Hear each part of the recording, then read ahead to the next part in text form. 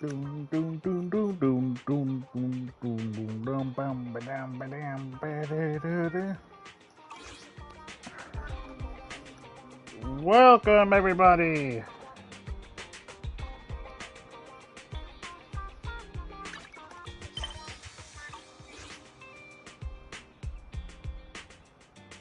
One, two, 1, 2.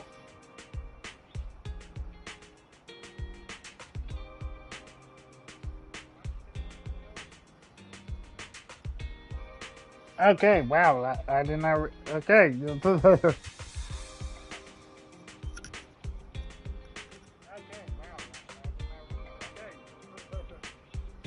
Welcome everyone back to Zenless Zone 0. Today we're going to be finishing up Chapter 1.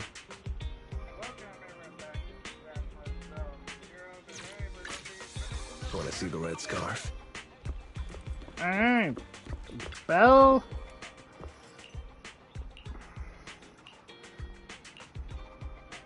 To meet up with her.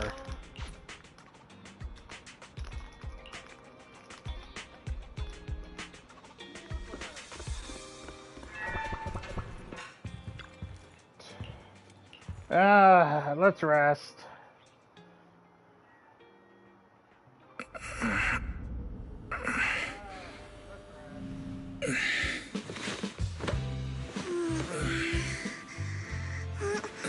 Lord Phaethon, this time let me. Vivian? Vivian?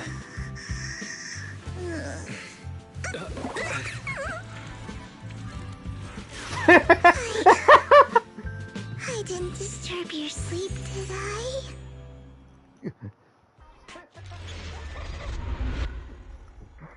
Fairy's just like, oh, I'm just gonna go now.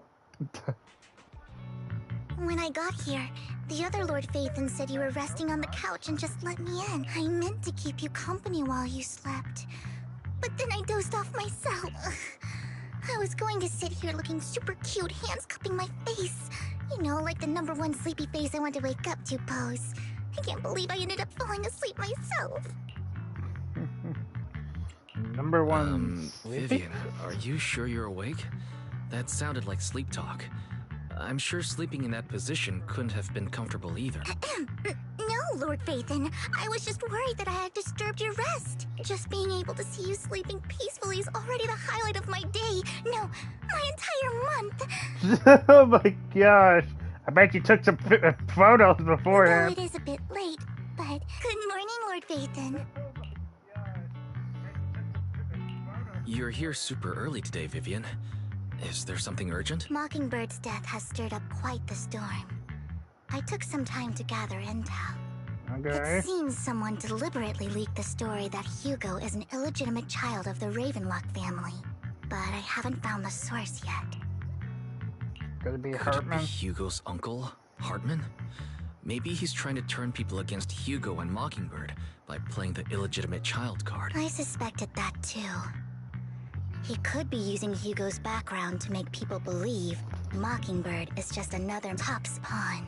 To the upper class, Mockingbird may be insignificant, but it has a loyal following among regular folks. But after some digging, I was surprised to find that the public isn't turning on Hugo. They're actually starting to see him in a better light. Some people feel bad for him. Some relate to his struggles. And Hartman's the one getting all the heat. Ooh. Public outcry against Hartman is growing, with many believing he murdered Hugo for his own selfish gain. Topps is hosting an industry summit this week, a responsibility usually handled by the Ravenlocks. But my sources tell me another family has taken over this year at the last minute, if I'm not mistaken. Tops is intentionally keeping its distance from the Ravenlock family due to the current public sentiment.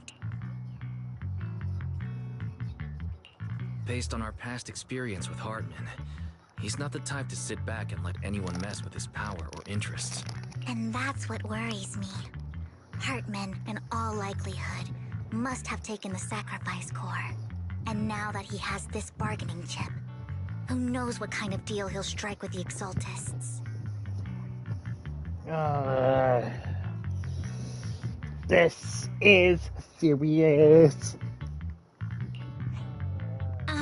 Sorry for interrupting. Can I borrow Wise for a minute? Oh, no problem at all. I'm sure you have important faith in matters to discuss. Take your time. I'll just be waiting outside. Wait! Don't go outside, Oh, don't mind me, Lord Phaethon. I wanted to browse the videotapes anyway. I'll be right here. Just let me know when you're done. Thank goodness Vivian didn't walk out the main door. Lycon's been pacing around outside for like half an hour and scared off at least 5 customers. He's stressing over what he did to Hugo in front of Vivian. But he really needs to talk to us. Maybe you should go speak with him first? I'll go Sure, talk to him. I'll go talk to him. At the end of the day, we're all after the same enemy. As proxies, we should become the bridge between them.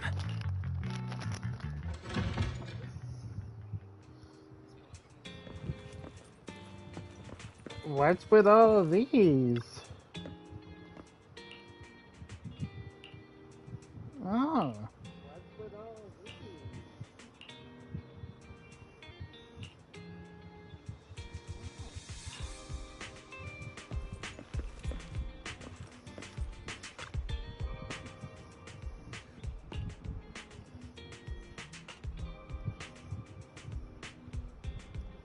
Wow.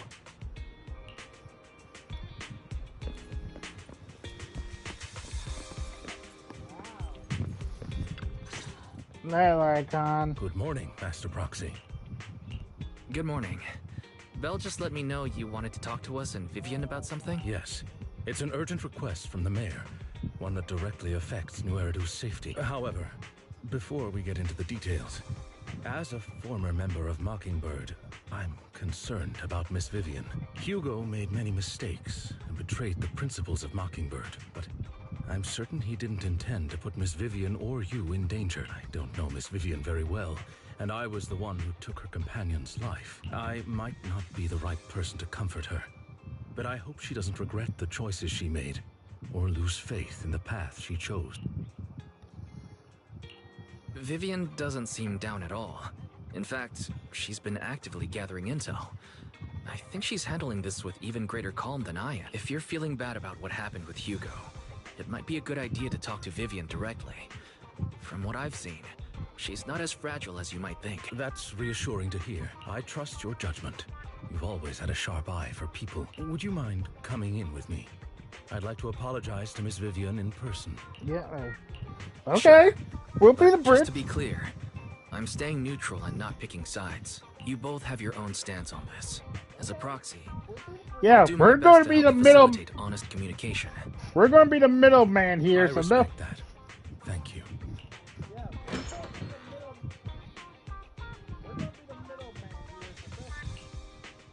Miss Vivian, I'm very sorry about Hugo. You don't have to explain anything. I'm also part of Mockingbird. Mockingbird stands on more than just gain, so it won't fall when fortunes shift. Hugo had his fixations and ambitions. I also have things I must see through. I'm determined to get to the bottom of the Exaltists and the sacrifices. Miss Vivian, as a former member of Mockingbird, you have my deepest respect. You have my word, whatever comes next. I would never harm you or Master Proxy. As for Hugo, please accept my condolences. Condolences? That's not necessary. Mockingbird has plenty of tricks up its sleeves.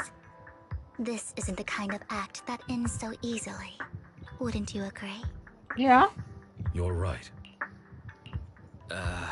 I'm glad you guys are on the same page. But why do I feel like I'm being left in the dark? Master Proxy, I believe we all share the same goal. Uncover the truth of the Exaltists and the sacrifices. The mayor has tasked me with inviting you to take on this mission, in hopes we can work together moving forward. If the mayor wants to work with us, I trust he will demonstrate his sincerity in kind. Mockingbird will not serve as a pawn for the powerful. That will never change. Of course. While the mayor cannot handle this personally, he will make sure we have all the intel and support we need. Miss Vivian, I know you have your own intelligence network, but for some high-profile shady dealings, perhaps the mayor can provide you a different perspective. Please, take your time to discuss.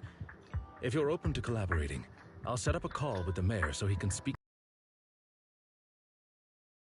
Vivian and I need to think this through carefully with everything at stake. It's not a decision we can make lightly. Yeah, we have to make sure we're doing the right thing. Of course, I completely understand. When you've made up your minds, you can find me at the Ballet Twins. Okay, to the Ballet Twins?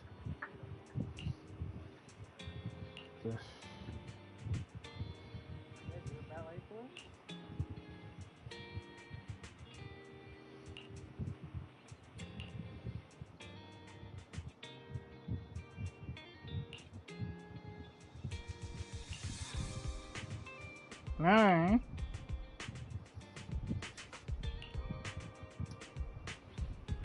Let's go see Lycon.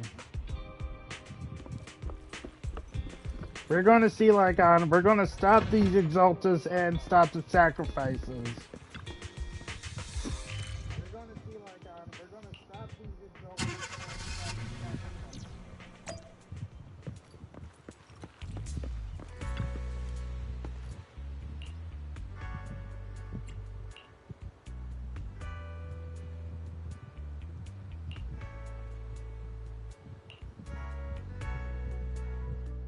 I'll connect the call to the mayor now. My dear friends, I'm glad you're willing to keep working with me. I'm truly sorry about what happened to Mr. Hugo Vlad. I didn't anticipate things would turn out this way. As mayor, I can't fully condone Mockingbird's actions, but personally, I had a lot of respect for Mr. Hugo Vlad. Well, that's good to hear that you respect him. That's all we need. I looked further into Bringer's map.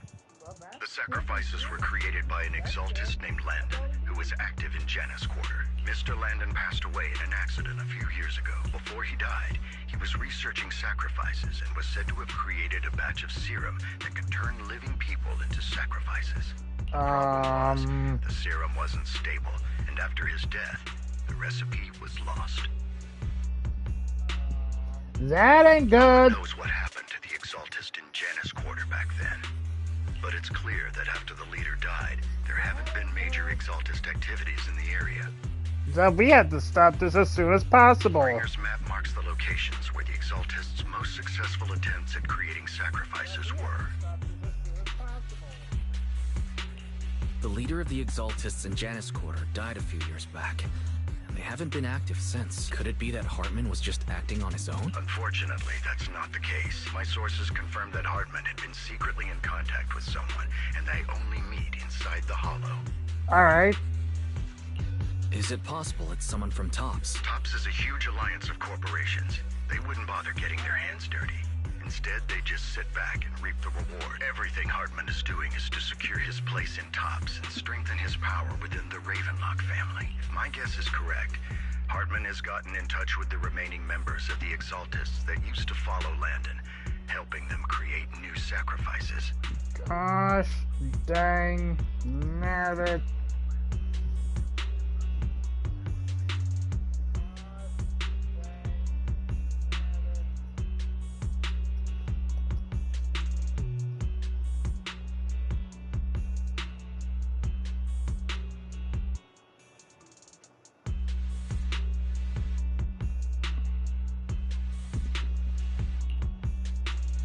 But what's in it for TOPS?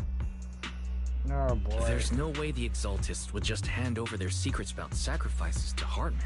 A sacrifice outbreak would throw the city into chaos. And that's when TOPS steps in.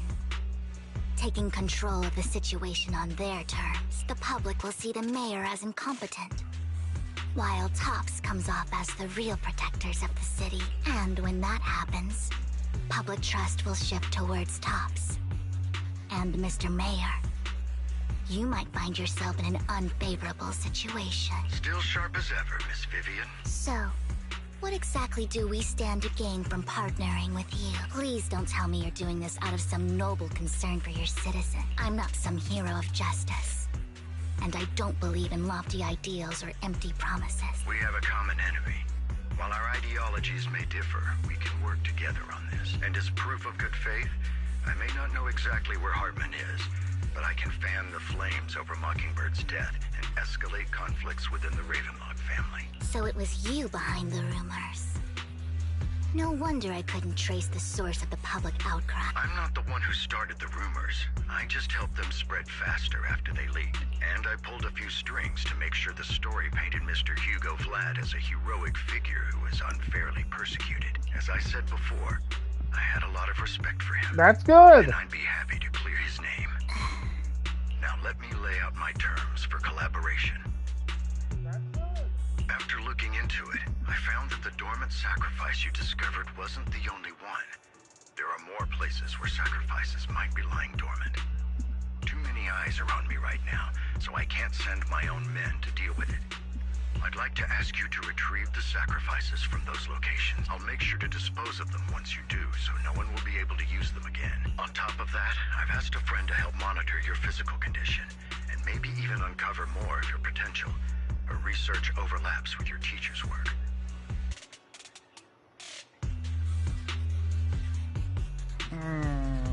You don't need to worry about her capabilities. She's a Void Hunter rank special investigator. Really? A Void Hunter ranked special investigator is going to be assisting us? And she's involved in our teacher's research? Okay. That's right. She's heading to Janus Quarter for some business. I wanted to set up a formal meeting, but she declined. We're getting something here. She prefers to assess things on her own, and will reach out when the time is right. She'll let you know the details then. So it looks like you both are on board with this commission and ready to help recover the sacrifices? Okay. This affects a lot of ordinary people in New Eridu. We'll do our best. I know you won't let me down. Given our positions, we might not be friends, but we're definitely not enemies. I'll leave the rest to you then. I've got to go. Goodbye. Alright, we got our mission.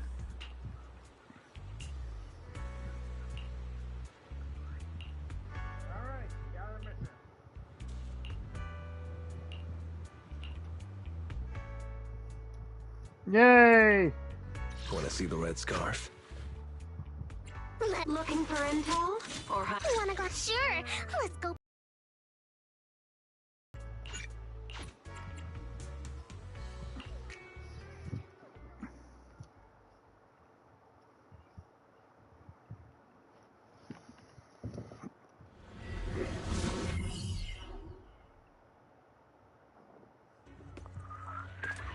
Yay, we finally get to play as Vivian!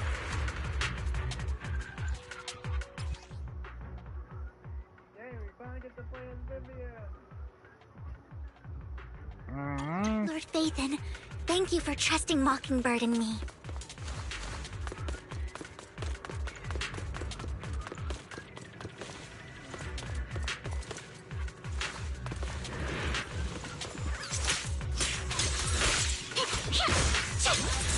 Bernie's ready.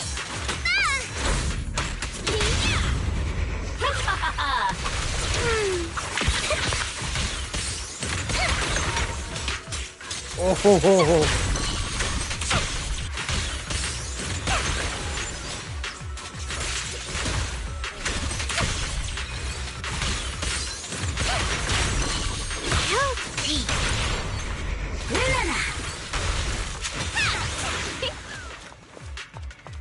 Oh boy, this is gonna be fun!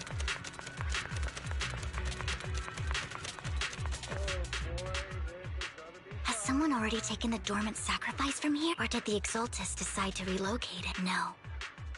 If these dormant sacrifices aren't handled carefully, they could awaken and turn against anyone nearby. She wouldn't risk moving them unless it was absolutely necessary. Did she realize the mayor was looking into this?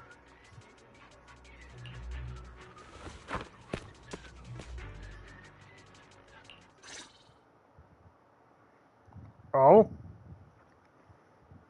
Did Hartman just make up this intel to get a shot working with us at Tops? I've been walking around forever and haven't found a thing. The Ravenlocks have always been a shady bunch. No surprise they've gone downhill over the years. I heard they were pretty loaded back in the day. What kind of business did they run? No clue. On the surface, their businesses seemed legit, but who knows what was happening behind the curtain. Oh boy.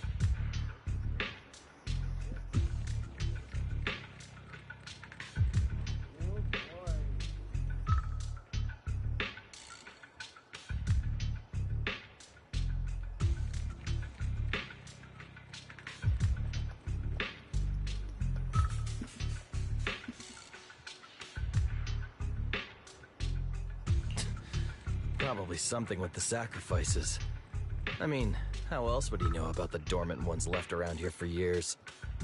And he was so sure that even if those original sacrifices didn't work out, he had a backup plan. Backup plan? What could that be?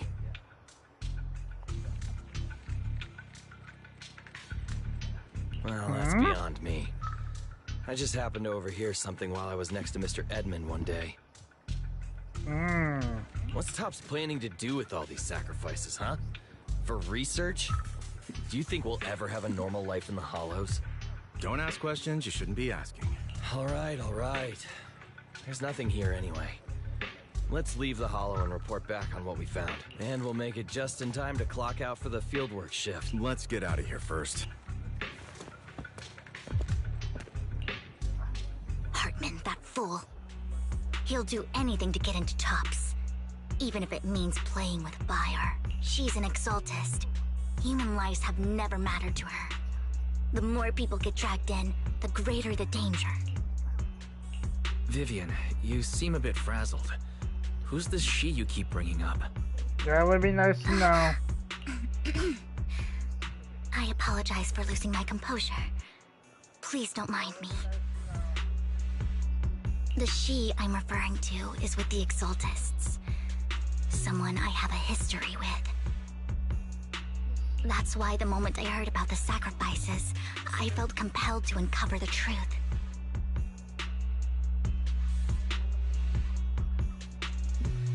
I never meant to hide anything from you. It's just that...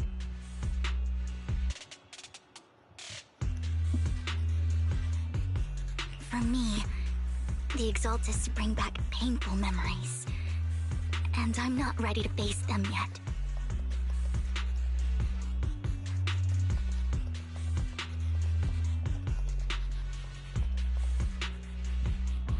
Alright. So, Lord Vathan, please give me a little more time.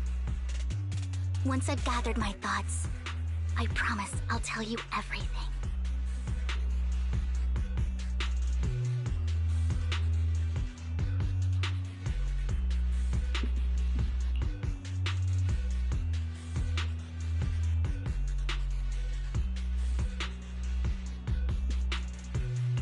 Sure, I'll stop asking. What's more important than an unspoken past is the person standing in front of me now. As for Yeah. everything else, we can talk about it whenever you're ready to share. Lord Vathan, if we weren't in such a hurry, I'd spend 3 whole hours singing your praises. I'll make note of this and make sure to get it done before bedtime. First things first, let's track down those dormant sacrifices. The Exaltists have probably realized someone's after them by now. I wish we knew what Hartman's backup plan is. I just can't shake the feeling that Something's up. something bad is about to happen. Oh, you haven't cried yet, right, Vivian?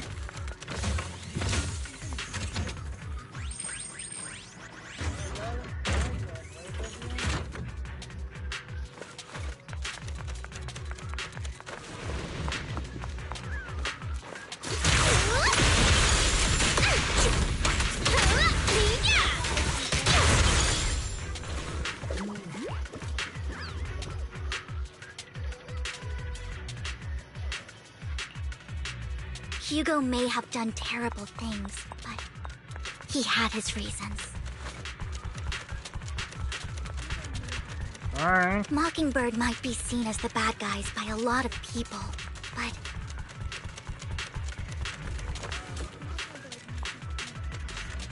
ironically, joining Mockingbird is what put me on the right path.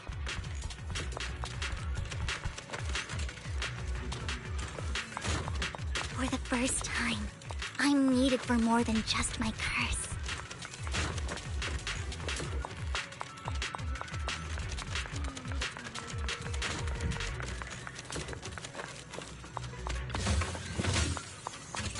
Well, Vivian, we're gonna do this the right way.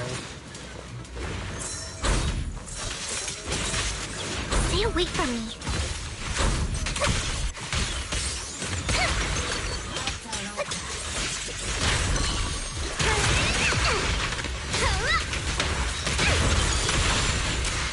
Nothing here either.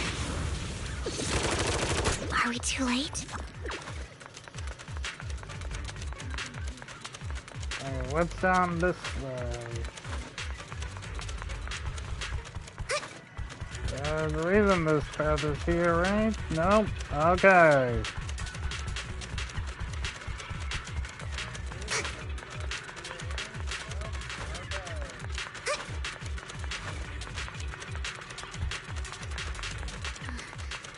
There's someone up ahead.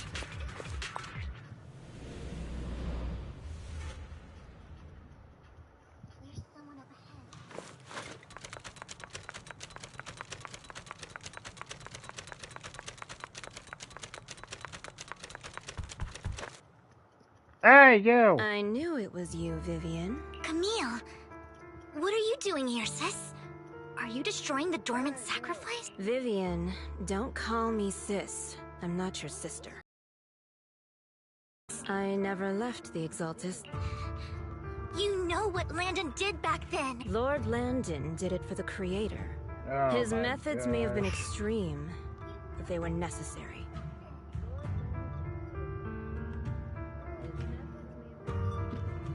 Back then, you walked away. You should do the same now. We didn't meet today. Take your friends and leave. What's wrong? Are you being forced into this? I can help you. Help me? Like how you helped her? Vivian, you're crying. You see me, don't you? No, You haven't changed a bit, Vivian. No need to hide your tears. I know exactly what's ahead for me. You've made your choice, and I've made mine. One last piece of advice. Stay out of this. She loathes you. I won't tell her we met today. Don't show yourself around us again. Camille!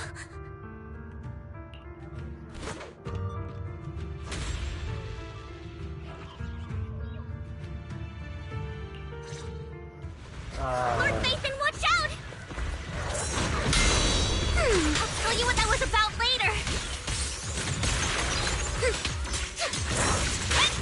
Let's take care of the ethereals first.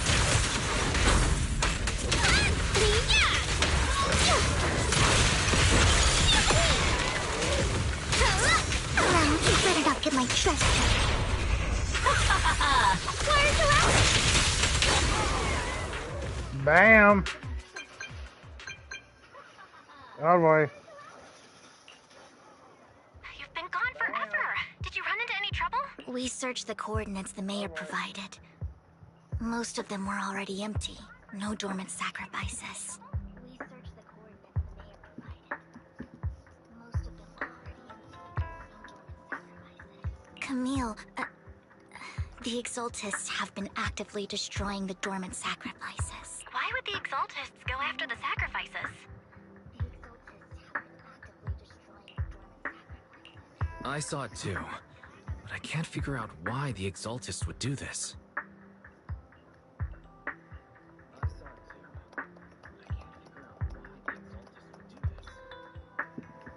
And one of them is someone I once knew. I thought she would leave the Exaltists after Landon's death. But she stayed. Wait, what did I miss? Why do you know so much about the Exaltists, Vivian? When I was a child, I stayed with the Exaltists for a while. Ah, Back then, you kind of figured. Landon was one of the most respected figures among the Exaltists in this region. A lot happened. And after Landon died, I left.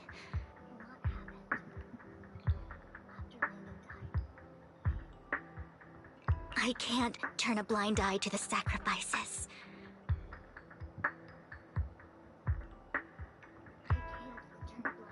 I know all too well how many lives have been lost bringing them into existence.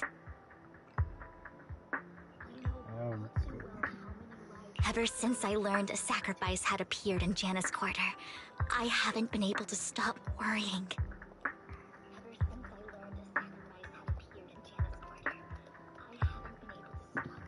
I won't let history repeat itself.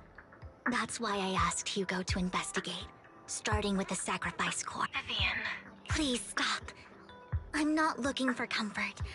I'm just recounting the story for you to understand the situation. We've got bigger things to focus on. But when I do need comforting, I'll come straight to you. I hope you'll make time for me, Lord Vathan. Just so you know, I'm not the easiest to console. Considering we're Vathan, we probably will. Considering we're Vathan, we probably will.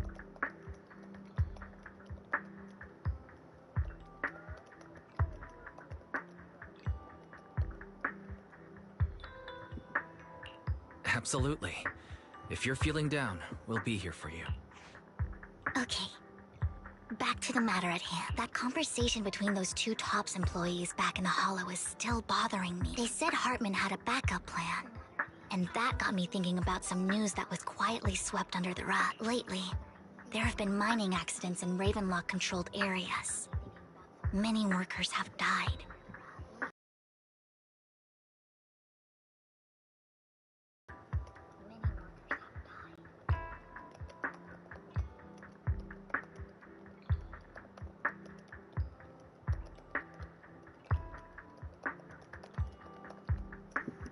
The families were paid off with huge settlements, way more than usual. No protests, no controversy, and the issue was buried. Okay, that is weird. But considering the Ravenlock's financial position, why would they be so generous with payouts? That sounds sketchy. Do you think those accidents were faked? Precisely. I don't think those workers died in mining accidents. I'm planning to reach out to some old friends, see if they've heard anything about this.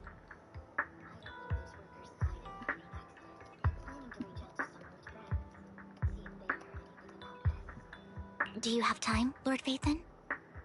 My contacts are just near 6th Street. Care to join me? Sure. Let's go together.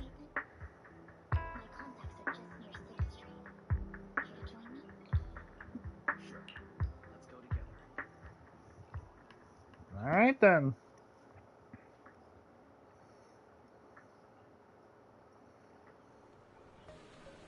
Alright then.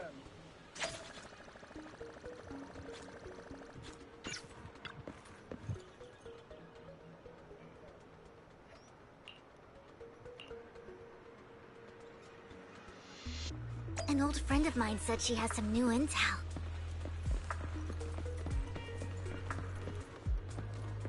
She's like a mentor to me. I learned a lot about data scraping on the internet thanks to her. Oh! Oh! I wonder who this friend is. Hey, Rain, how you doing? Rain! Long time no see. Yeah, it's been a while. I wonder who this friend is. Hey, Rain, how you doing?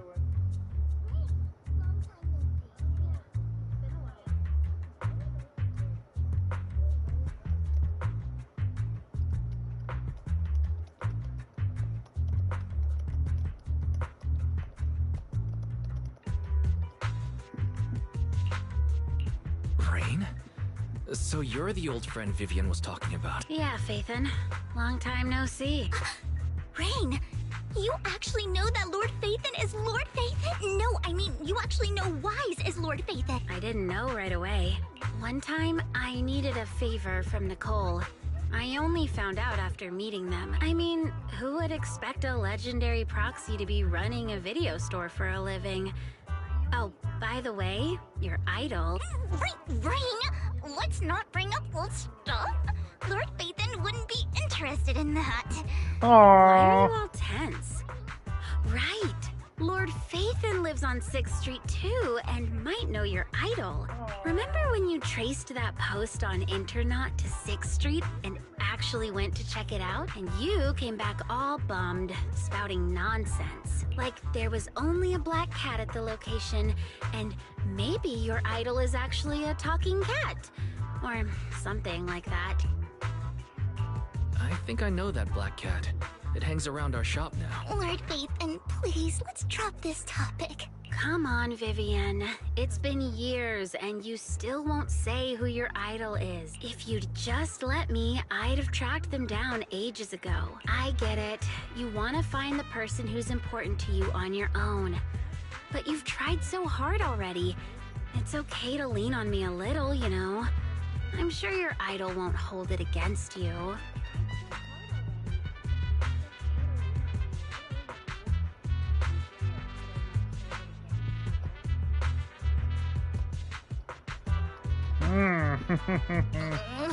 I shouldn't have come to see you.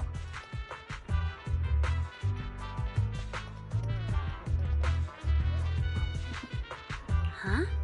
What's wrong? Rain, Vivian said you might have some intel for us. Should we get into that first?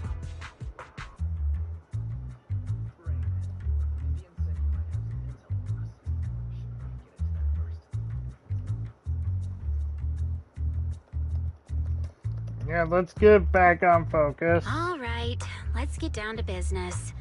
Here's something I'm pretty sure about. The Ravenlock family's claim that those missing workers died in an accident? Don't buy it. The last signal from those workers was near the Hollow. Then communication went dark. I think they were taken into the Hollow. And yesterday, I picked up that the Ravenlock family secretly hired some people to search the Hollow's perimeter. I caught a weird distress signal from someone and managed to track down the source. When I tried to reach out, the signal cut out completely. The last trace of the signal was near Lumina Square. Finding someone in real life isn't really my thing, so that's where you come in. Okay, Marley. we'll take a look around. You just said this is something you're sure of. Do you have anything you're not so sure of?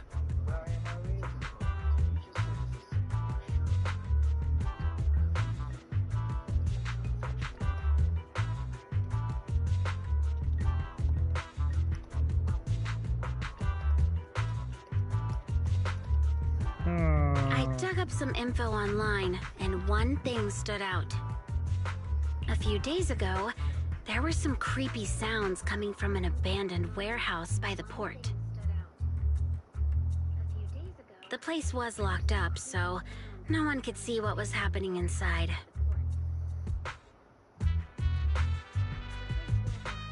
Not sure if it's related to your search. If you don't find anything useful around here, it might be worth checking out. Well, that's all I have for you. Thank you, Rain. Don't get all emotional on me now. I'm just helping out a friend. This one's on the house. Consider it payback for the favor you did me last time. But if you still want to find your idol, hit me up. I've been curious for what... Alright, don't worry about it. I'll manage it myself. Stop being so nosy, Rain. Nosy? Nah, just professionally curious. What kind of person is worth all this searching, huh? But honestly, whoever they are in real life, they've become a part of you. You've come a long way in this search, Vivian. I much prefer the person you are now. So if you find this person, don't chicken out. Go meet them. People will appreciate you for who you are. Yeah. Rain. I might not care about the real world or what it'll be like, but I hope everyone I know can live a good life. I'm counting on you to save the world, guys.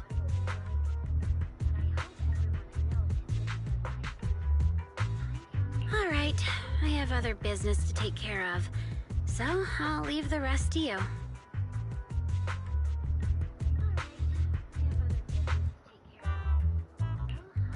Alright, thank you, Rain.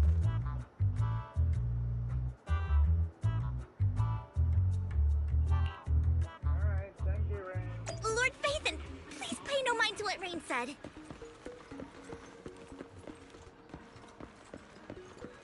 Don't worry. That big guy's up ahead. Let's hurry. The one Denny Boo?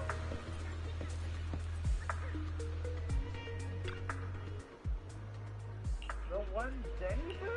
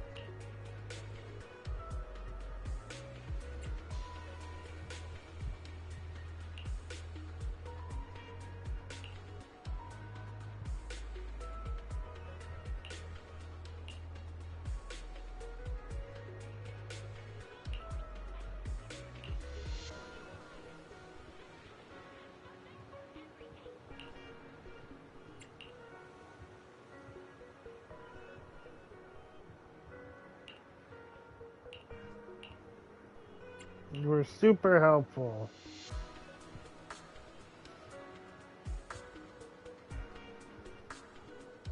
Super helpful.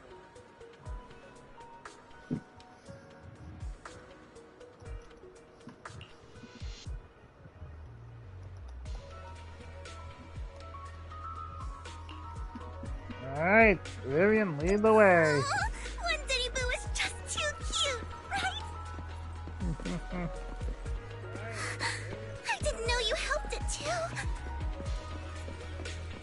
I knew Lord Phaethon was the best in the whole world.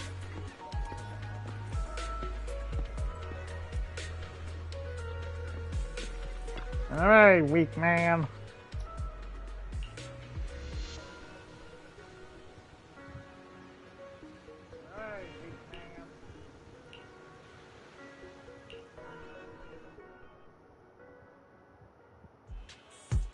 Don't take me back, please. I was wrong. I know I messed up. I don't want your money anymore. Please, no. Calm down. Who are you? I won't say anything. Just let me go. I don't know anything. I swear. Oh boy. I know nothing.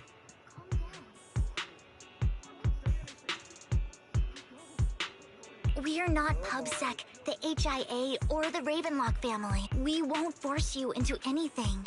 There's no need to be afraid.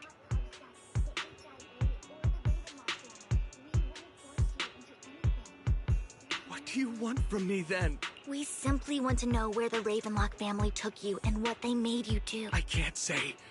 I can't tell you. I have a family. They'll hurt them. You never saw me. Please, just stop asking. Don't you wish to see your family? I don't deserve to see that. It's my fault. I was greedy. I did this to myself. But your family must miss you dearly. I'm sure they won't blame you.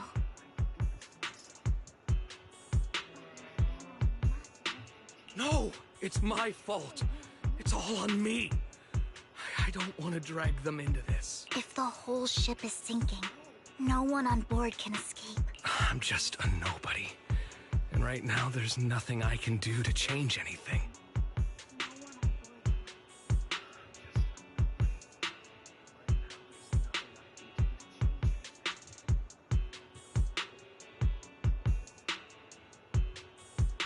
If you care about your family and friends, now is your chance to stop the disaster before it's too late.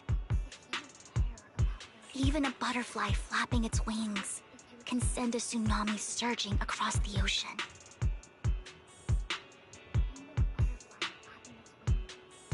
No one knows how this will turn out.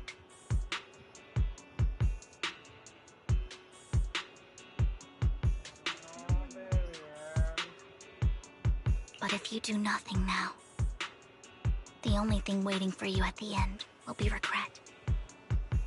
We're not here to turn you in, and we won't force you to confront them. You'll be safe with us. Yeah. I'll help you return to your family. But you must tell us precisely what happened. Hartman offered a huge amount of money, looking for workers to go into the Hollow to guard something. The money was way too good. We all kind of figured something wasn't right. I thought it was just smuggling or guarding some kind of illegal ether resources, so I signed up after we sent in our applications. Hartman's men took us into the Hollow. The first place we went, there was a strange box. When we got there, they handed us some pills, saying they'd improve our aptitude for ether, for us to last longer in the Hollow. Right. But after I took them, everything went fuzzy. Something was definitely off about those pills. When I woke up, I saw my coworkers dead in front of me. And there was blood all over my hands. They said something about me being a good experiment, moved me somewhere else and locked me up. They wanted to inject me with something. I got scared and didn't know what was gonna happen. But then a blonde guy found me, gave me a carrot, and let me go. So I escaped. I didn't want to kill anyone. I don't know. It wasn't your fault that your coworkers died. You were just a tool in their hands. Do you remember the place they first took you? Do you know what was in that box?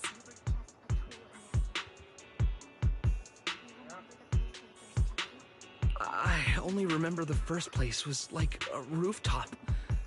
I think it was on top of a tall building. Ballet twins. What exactly was in that box? I can't remember. Ballet twins.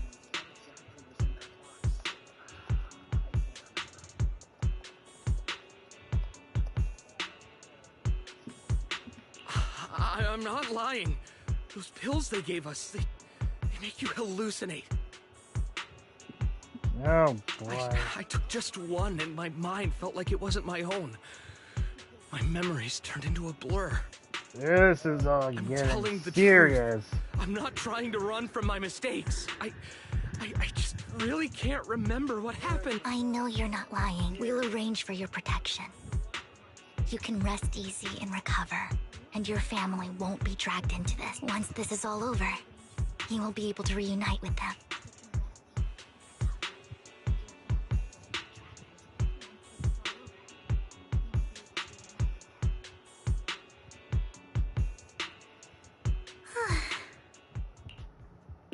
Sometimes I wonder if you've had some kind of special training, Vivian. No matter who you're up against, you seem to analyze the pros and cons and make a judgment in no time.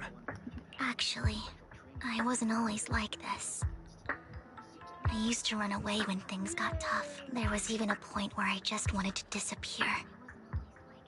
As if my very existence was the source of suffering. I wondered, perhaps leaving it all behind could put an end to the pain.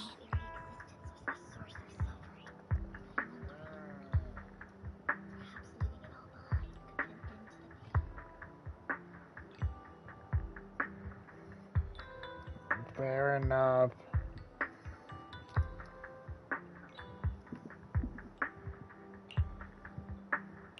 It's hard to picture that. My first impression of you was pretty assertive. Well, I was on a mission at the auction when we first met.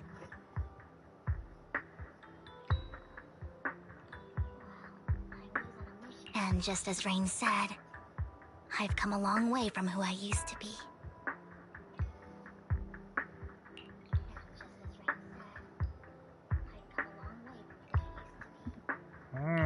Speaking of Rain, it's quite a coincidence that you two know each other and are actually close.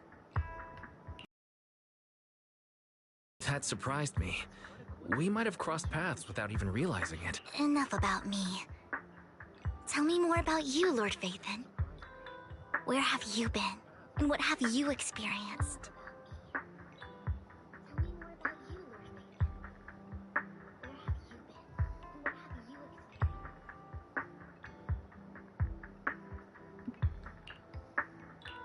Looking back, it feels like I've been through a lot lately. Belle and I even lost our Phaethon account. It's a long story, starting with how the Cunning Hares took something from the Red Fang gang. Yep.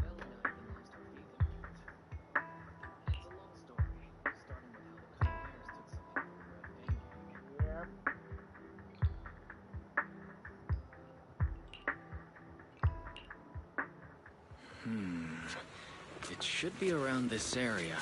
Belle told me there's a highly rated store here.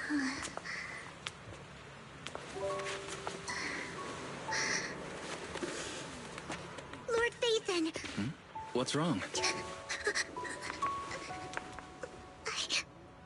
I've seen that black cat on 6th Street. That harmonica in the outer ring you mentioned. I've heard it before, too. I've even been to the monument outside Hollow Zero. But none of that was a coincidence. It was me.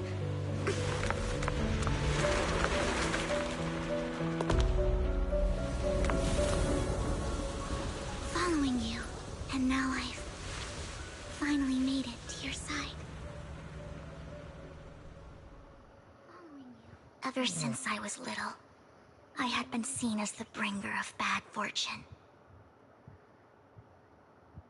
Ever since I was little, I had been seen as the bringer of bad fortune.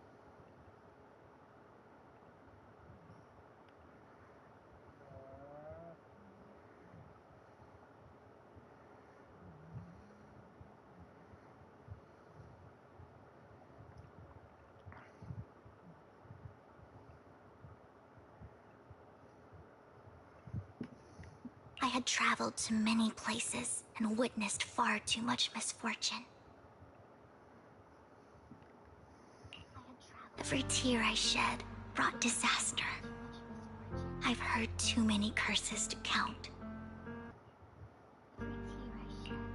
I loathed my tears as much as I despised my own existence.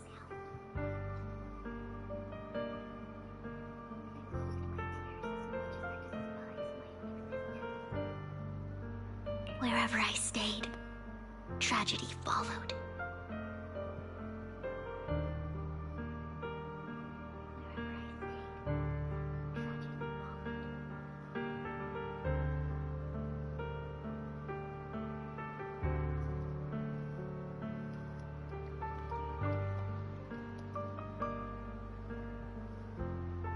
I had roamed too many places, and each time, it ended the same way.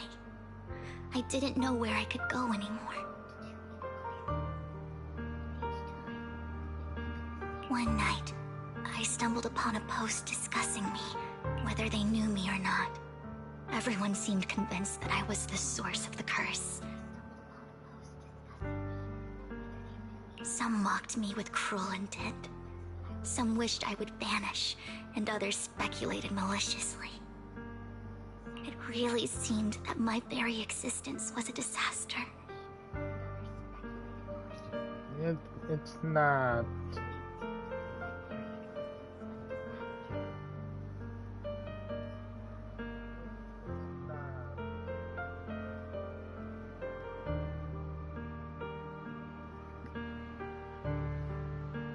In that moment, as darkness enveloped the city, I saw lights flickering to life all around New Eridu.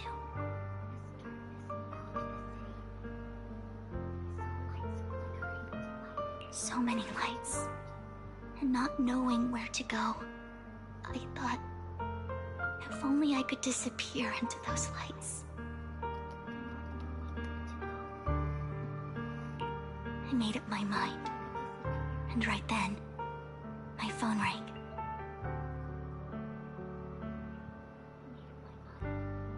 I decided to take one last look. I wanted to know who left me my final message from this world. It was you, Lord Vathan.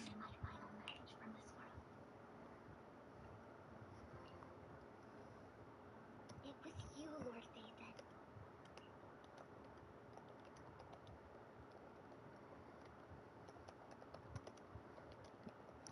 That's sweet. Huh? Me? Yes. And I checked with the other Lord Vathan. You were the one using the account at that time, but I know you probably don't remember it. After all, it was just an ordinary day, with an ordinary post and meaningless comments online. But for me, it was the night I finally realized where I could go.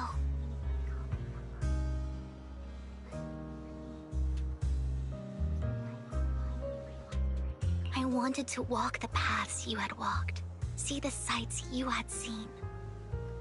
And then, one day, share it all with you, face to face.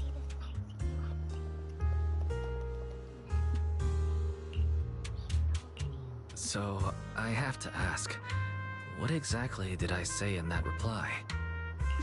Well, you'll have to figure it out for yourself. I'm not telling you. You're putting my memory to the test. So, Lord Vathan, thank you. Not only for that comment you made that day, which was a silver lining for me, but also for giving me the courage to become who I am today. The Vivian standing right in front of you now. Lord Vathan, I truly like who I've become.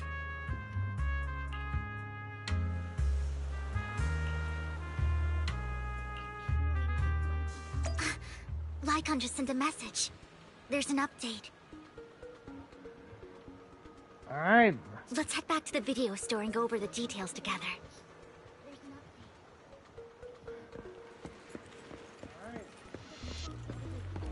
Let's go.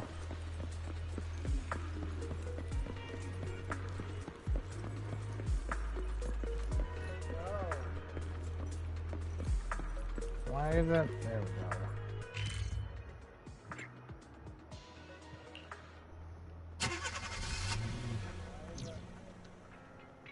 Wise, you're back. Yeah, we're back. Looks like Lycon's tied up with something. He said I should just chill until you're back, and then we can talk online. I'll call him now. Yeah, we're Master Proxy, Miss Vivian. The gentleman Rena brought back has stabilized and calmed down now. Based on his account, we've identified where Hartman is hiding the core. He also mentioned that Hartman plans to trade the core with a group of people. We suspect that this group consists of members from the Exaltists. Well, we gotta stop him. I knew it. Now that we have the location, it would be splendid if we could seize the sacrifice core. Precisely. We hope you can head to the location as soon as possible to secure the sacrifice core. Alright, we'll get there right away. I have other matters to attend to, so I'll leave the retrieval of the sacrifice core in your capable hands. The mayor's friend that he mentioned before will also be assisting you this time. The target coordinates have been shared with her, and she'll meet you there. Please ensure your safety, and I wish you all the best.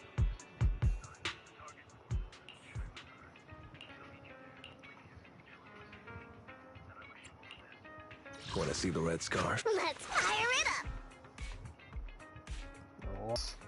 Go.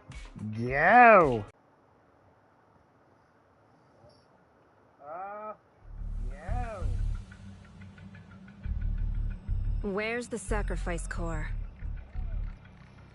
Okay, are we good? I think we're good. Camille, you really think I'd stroll around with something this important? Okay, are we good? Plus, even though the Ravenlocks and the Exaltists have been working together for ages, I've hardly even met Lady Dina. I'm the one offering the sacrifice core here. I'm curious what Lady Dina's got lined up for me. I'm just here to verify that the core you mentioned is real. Once that's sorted, Lady Dina will give you a proper response. Our partnership isn't just talk. We need to be sure you have what we need before moving forward. Sure thing. I'll take you to where I keep the core. Once you verify it's legit, have Lady Dina come over. We'll lay everything on the table face to face. All right. Lead the way. It seems Hartman is trying to bargain for more. What a greedy and insatiable man. Yep. It's just that... Why would they only send Camille for something as important as the sacrifice core? And I can't shake the feeling that Camille doesn't want Hartman and Dina to meet. Why is that? So this Dina they were talking about, is she the leader of the Exaltist? Kinda. Lord Vathan, I really think we should hurry. We must get to where Hartman keeps the core before anyone else does. I've mapped out a shorter route, but there will be ethereals along the way. I'll leave the fighting to you, Vivian. Don't worry, Lord Vathan. You're in capable hands. I'll ensure your safety. Yeah, I know you will. Ethereals! Stay away from Lord Vathan!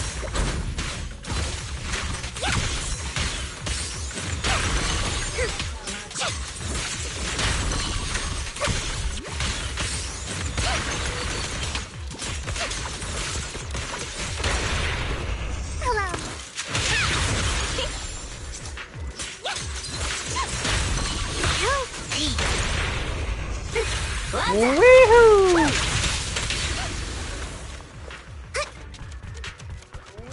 Looks like Hartman's trying to negotiate for more leverage. Yeah. Basically. Let's get out of here before we're spotted.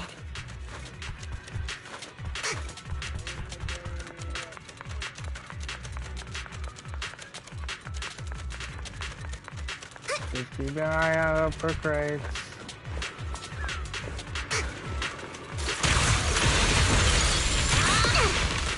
Let's keep moving, Lord Vathan. Let's go.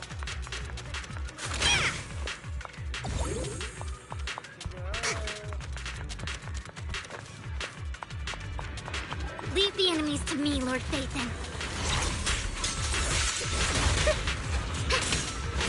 Stay away. Look around.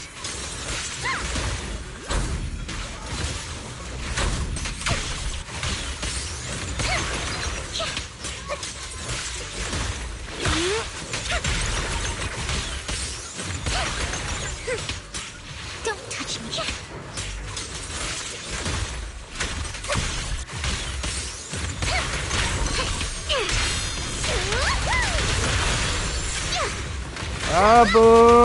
Vivian! They're still over there. Looks like they're arguing. Oh my gosh. This is our chance. Let's hurry.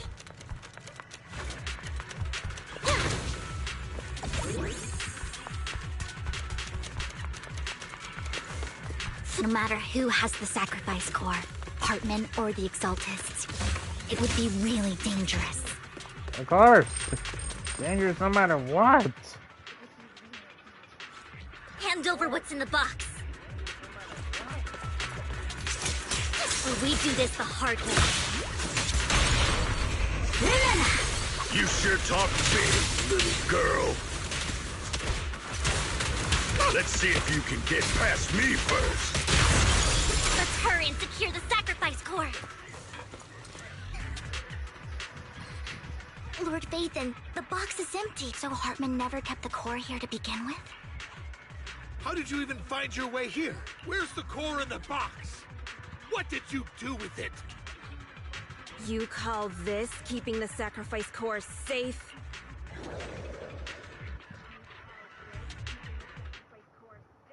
Huh?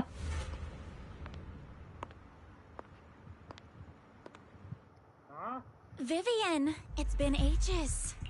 Dina! Oh my, you actually remember me. So sweet. Look at you, thriving. I thought you'd totally forgotten about our past. Oh boy. So, tell me, do you ever dream about the people you've killed? Are they crying in your head all night?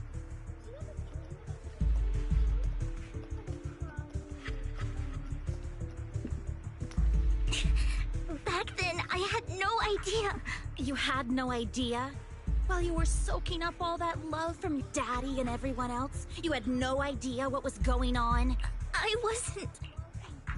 Lady Dina, Miss Vivian didn't actually... Camille, when did I say you could meet up with Hartman today? I just wanted to make sure the sacrifice core is legit. I was worried Hartman might try to pull a fast one on us. Really? So loyal. I thought you'd be more like the old days. Just a few words from Vivian, and you'd be plotting my demise. Just like what you did with Father. I won't, Lady Dina. Don't even think about betraying me, Camille. She's crazy. You owe me for what went down back then. However, I do understand your worries. This core, it's fake. No way! I got this straight from Hugo! It can't be fake! How can you just claim it's fake without any proof? Ugh, seriously.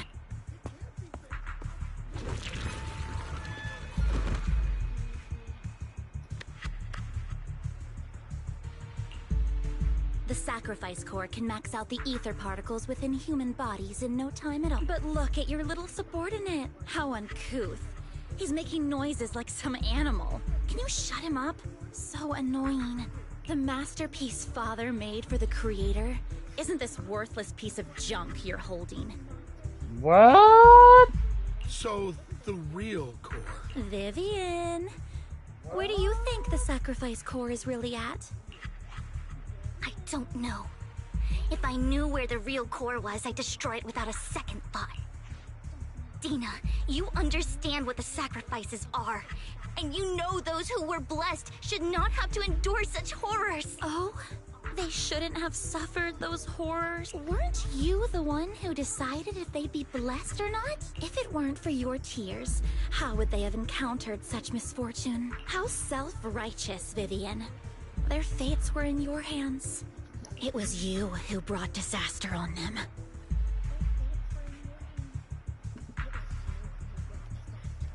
Landon just needed an excuse. He needed someone to blame. Wow. Whether I shed tears or not, he'd treat living beings as mere subjects for his sacrifice experiments. Dina, you know all of this. Landon even went so far as to sacrifice you. Shut up, shut up, shut up! Father did it for his great cause. Vivian, why do you always mess everything up for me? Everything! You did it before, and now again! You just had to ruin my plan. I was so close to fulfilling Father's last wish. If you don't give me the sacrifice core, be prepared to become food for the ethereals. I told you I don't have the sacrifice core. Otherwise, I would have destroyed it already. Lord Phaethon, find the right moment to retreat.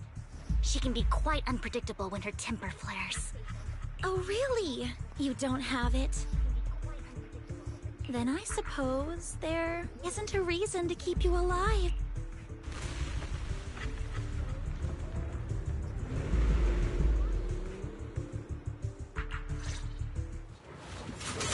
Wow. More ethereals are coming.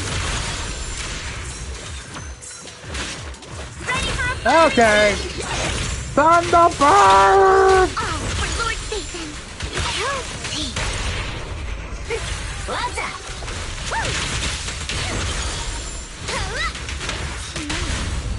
No chance to get out of this. Don't you know?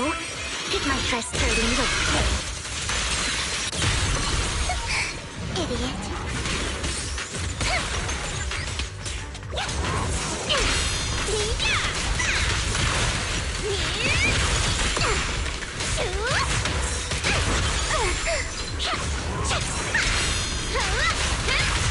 Stay away from Lord Phaethon! There are so many.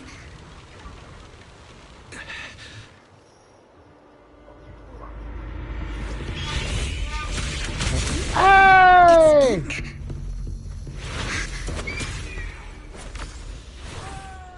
Shun Palace, good fortune, closed gate, safety. What? An evil miasma gathers here. Another place of conflict.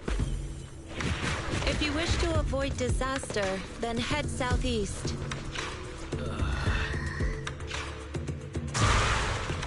Now! Thank you.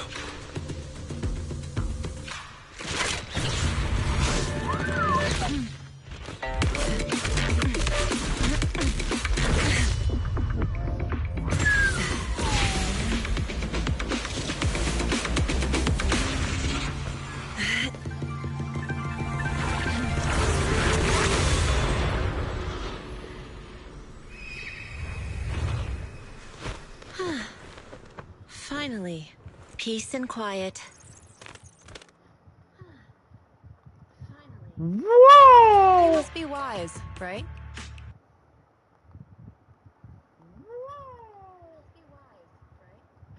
Mayflower mentioned a special partner might need my help.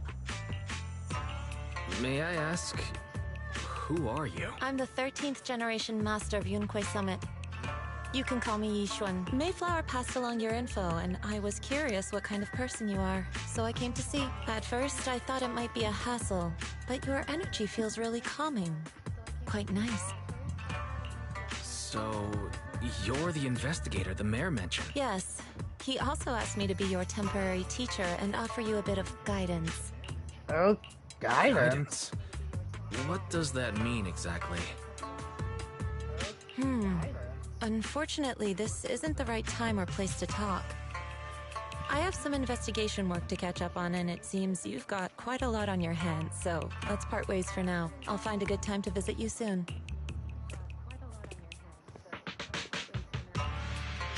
I'm so sorry, Lord Vathan. I'm just not feeling very... I think I'll head back for now. I'll investigate the sacrifice core and reach out once I find something.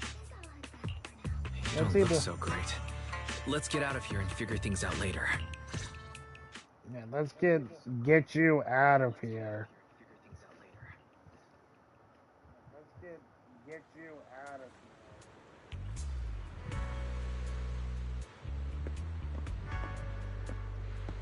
here. Vivian. Lord Vathan, are you going to rest now? I can head back later, Vivian. You seem a bit off since we left the Hollow.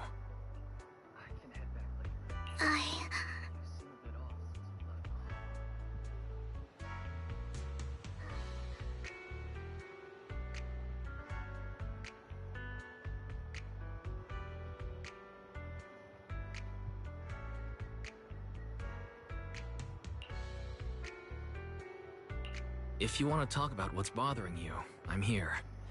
Sometimes it helps to get it out. I didn't mean to keep my past from you, Lord Vathan. When I was little, people thought I brought misfortune, so no matter where I went, no one wanted me around for long. Then, one day, Landon adopted me and brought me to the Exaltists. There, I met Dina, who was so kind to me, treating me like a dear sister.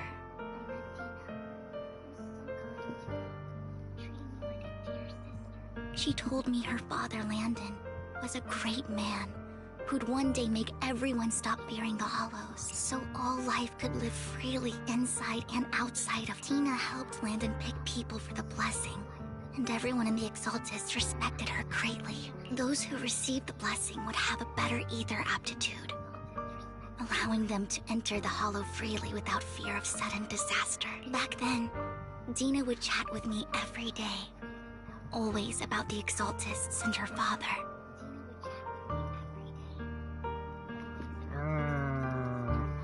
I see. But things between us shifted when Landon asked me to step in for Dina. Landon told me I didn't only bring misfortune, and that if I listened to him, I could actually help people. After that, he'd take me to meet people, and if I shed tears, he'd give them a blessing medicine. Those who got the blessing could dodge calamities. At first, I was ecstatic, thinking I could help others. Boy with Dina, but that was when she started to pull away from me. Was that blessing medicine the same sacrifice serum Bringer had? Yes, to be precise, It was an early version of the sacrifice serum. The medicine Landon developed could boost abilities quickly, but also sped up the development of ether corruption. In the end, most people turned into ethereals, and a few became sacrifices, losing all human consciousness. The ethereals were killed while the sacrifices were given to the higher-ups of the Exaltists. The Exaltists wanted the sacrifices to hold human consciousness. So Landon's medicine was seen as a failure, and he gradually lost influence within the Exaltists. I see.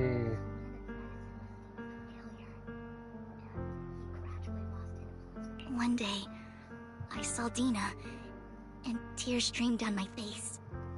In a bid to save his reputation, Landon decided to let his own daughter receive the blessing. I had always thought that getting the blessing was a good thing, until I saw terror in Dina's eyes that day. That evening, I broke Landon's rules for the first time, and followed him out of the Exaltist's residence. Oh boy. I trailed him to the Hollow, where I witnessed someone who had been blessed becoming corrupted. Oh boy. In the end, that person became an ethereal. Then, without hesitation, Landon killed him.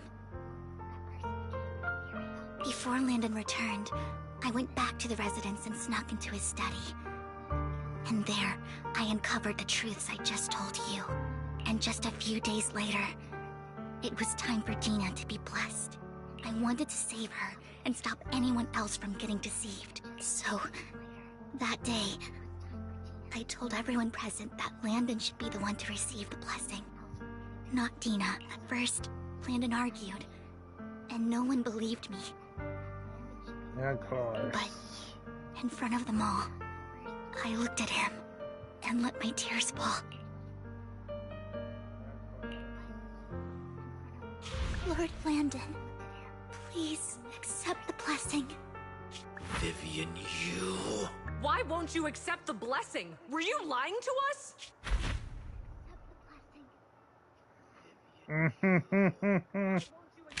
Ungrateful fools! You have no use anymore! Liar! Run! Run! Dina! Dina, wake up! We have to go! Vivian? What's happening? Listen to me! Lord Landon's so-called blessing isn't...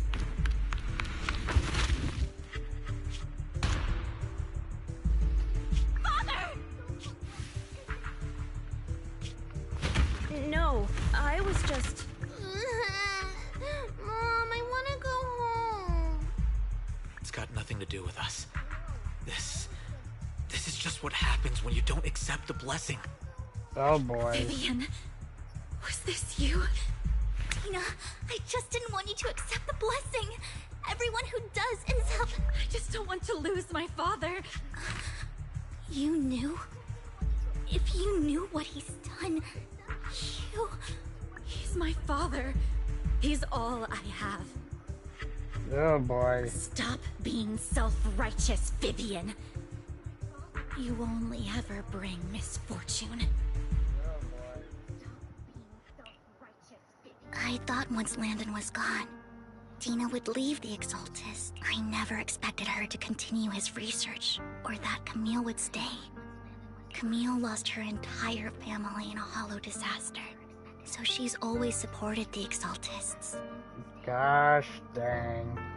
She's not a bad person. She's just someone searching for hope. She joined the Exaltists very early on, and even watched Dina grow up. That day, she was just so desperate to save Dina that all these years, she's been following Dina, taking care of everything out of guilt, I think. But I didn't just fail to save Dina. I trapped her. I see misfortune approaching, but I can never change its course or avoid the bad ending. Maybe I really am a bringer of misfortune. No, you're not the one causing trouble. Whatever went down with the Exaltist, it was Landon who was pulling the strings. As for Dina and Camille, they knew the truth and they made their choice. The Hollows and the disasters they caused took more than just their loved ones. Not all survivors cling to obsession and hatred like those two do. Lord Phaethon. You need to believe in yourself. From what I can see, you're handling this sacrifice crisis pretty well on your own. Besides, you told me you really like who you've become.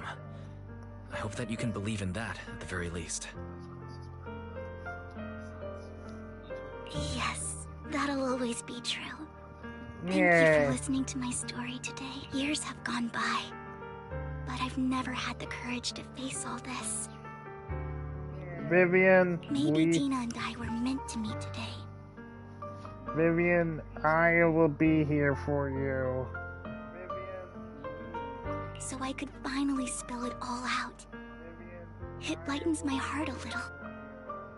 Lord Phaethon, you truly are a wonderful listener.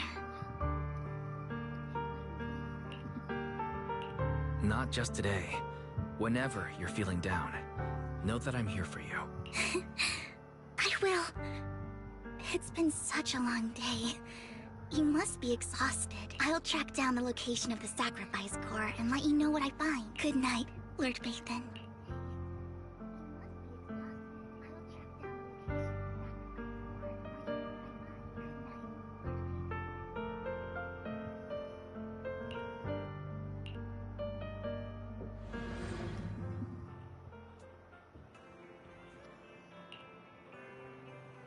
Does she need something?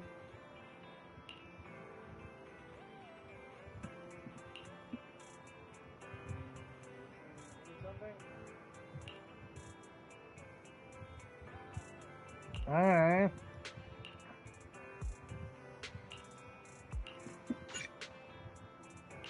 We're not stopping till we complete the story.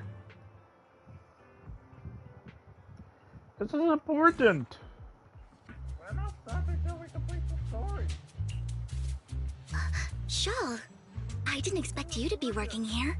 Perfect. I was just covering someone's shift. The screening here is super strict, and I was afraid the supervisor would realize I was new and subbing for someone, so I hid in the control room during the supervisor's inspection. So I happened to bump into this guy, a blonde man wearing a hat, and I think he was checking some footage. Then he logged that footage into the tape he brought. Later, I found that part of the footage had been wiped. Blonde, wearing a hat. Could it be Hugo? Do you know him? I think it's him. If it were Hugo... I think I know where he would hide the tape. Thank you, Shaw. You were a big help. Great! You also helped me a lot when I started working. I used to make mistakes all the time. If it weren't for you cleaning up my messes, I would have been fired ages ago. So I'm happy I could help you too. Yeah! Right, go ahead and do what you need to do. We'll catch up another time.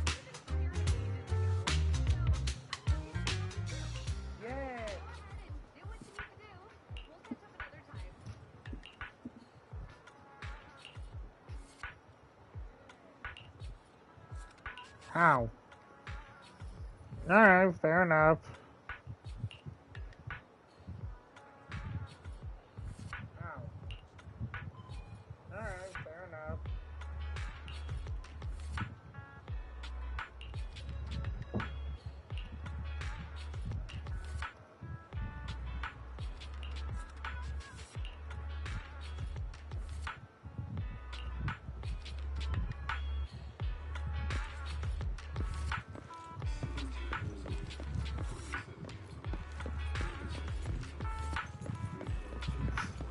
It's definitely not this bang boo, but I have to.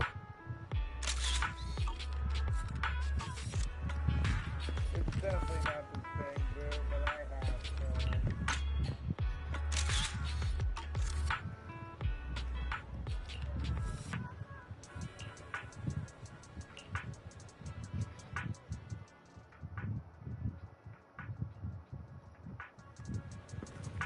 Yeah, I kind of figured. Yeah, to at least try.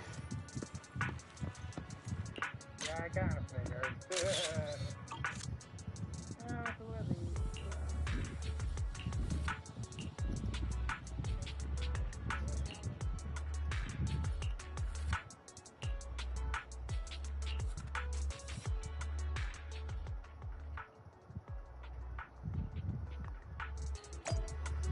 Let's go! Yeah, cause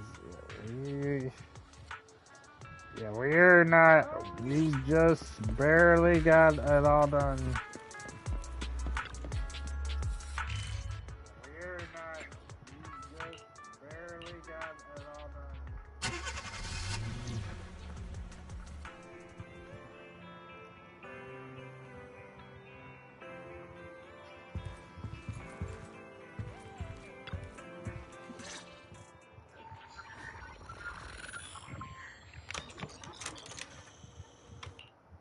Oh boy. If I'm not mistaken, you and Vivian share the same goal.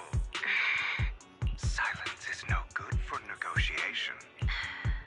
I just don't want Dina to reach a point of no return. Hasn't she already reached that point with what she's doing? The formula for the Landon serum was lost, but a batch survived, and Dina was able to develop a substance that can be used for mind control.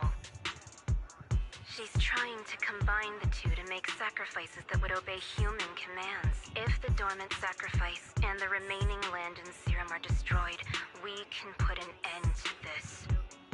Dina's concoction can't create sacrifices on its own. And the sacrifice core? That belongs to the creator, not her. Although I find Landon's methods despicable, I can't deny that the Exaltists and the creator are leading us in the right direction. I just don't want Dina to spend her life trapped by her father's mistakes. I mean, no offense, but I find your protectiveness rather weird. I will confirm the location of the dormant sacrifice and find the chance to relay the information to you. I do not want any of my people to be going into danger. As for the sacrifice core, I can only guarantee that it will not fall into her hands. As for how things will ultimately play out, the creator will guide me.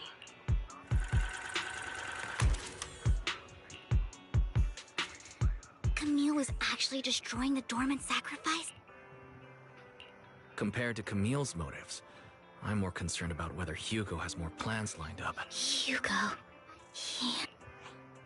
Wise, Lycon just sent a message saying he's got something urgent that he needs to talk to us about now. Alright, let's patch him in. Hey, Lycon. I apologize for disturbing you. We have just learned that the Ravenlock family will host a banquet tonight. This banquet is rather special, as they're allowing members of their family to invite business partners to attend. With Hartman at the center of controversy, there are many members of the family who are eager to use this opportunity to replace him. The mayor has been spreading rumors of a young tycoon who inherited a sizable fortune and is looking to partner with a person from an old and influential family. This information has lured a young man named Burton from the Ravenlock family. So, you want me to pose as this tycoon and use Burton to infiltrate the banquet? Correct. And Hartman's study is also located within the venue. I see. Hartman's study might hold valuable That, information. okay. What about me? It seems like there's nothing left for me to do. You can attend as her +1. +1? Lord Phaethon, please go with me! Wow! She insta-switched!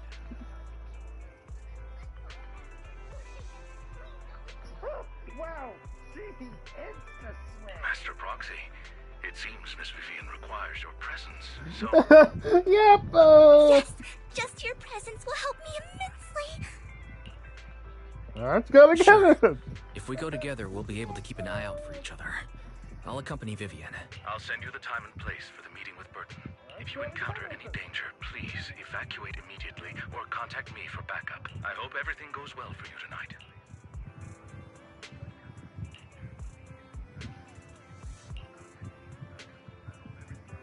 Is there anything I need to look out for? Okay.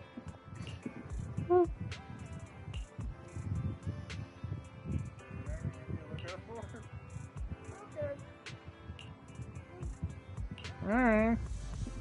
Let's do some more testing. Dang. I'm ready.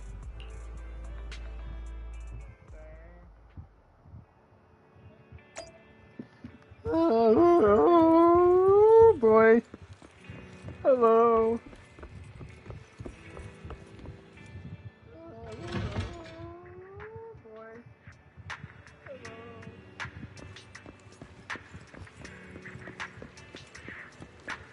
Hello, Burton.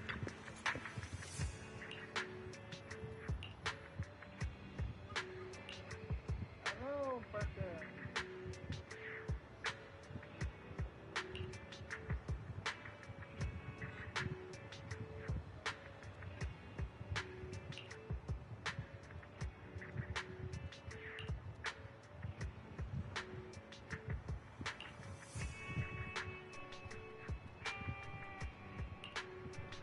Yo, let's go!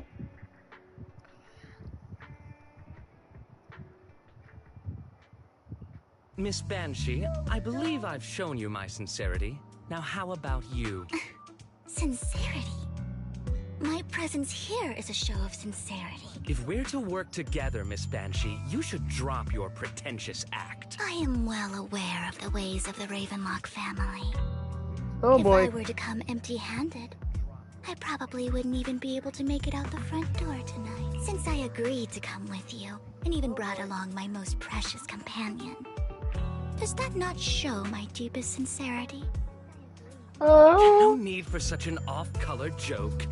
Our door is always open for those coming or going. We both know what's what, so let's cut the small talk. I know far more about how the Ravenlock family made their fortune than most here. I am also well aware of why Hartman, despite such a massive scandal, still remains in power.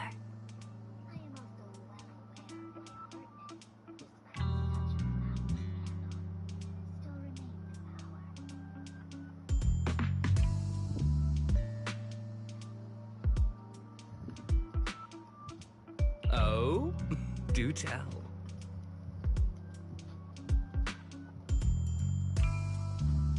Exaltists, blessing, sacrifice, Landon. Where would you like me to start? How did you know that? No, who are you? Don't be so tense. If I'm not mistaken, it's about time the banquet began. My companion and I are practically famished. Is this how you treat your guests? By letting them starve? Perhaps when we've had our fill, we'll remember where the sacrifice is hidden. You know where the sacrifice is? So, can we go get something to eat now? And I'm also looking forward to receiving a special dessert from you. Oh boy! We can discuss what you wish to know while we enjoy dessert. Of course. I wouldn't let such an important guest discuss matters on an empty stomach. As for dessert, I will prepare it myself. I'll come find you later. I wish you a pleasant evening.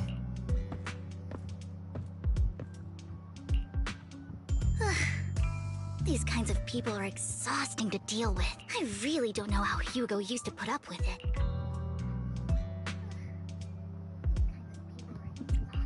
You always manage to surprise me. You sent him off with just a few words. If I were him, I'd think you were a powerful noble lady. It's just some techniques Hugo taught me. All Like right. that dessert I mentioned? It means I want them to offer more if they want to come to an accord. Fortunately, that old fox Hartman is terrified of losing power.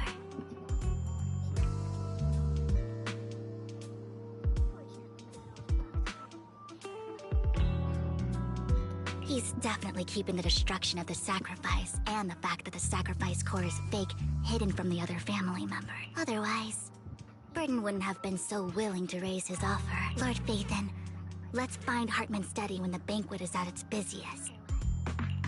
All right. I've already taken note of the surrounding terrain. Once more people arrive, we'll enter the garden through the door in the corner of the banquet hall. Awesome. Wherever you go, I'll follow Lord Phaethon.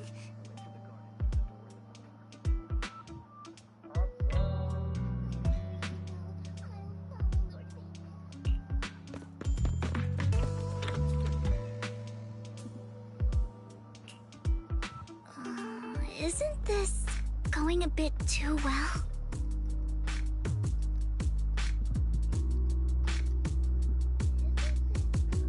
Too well.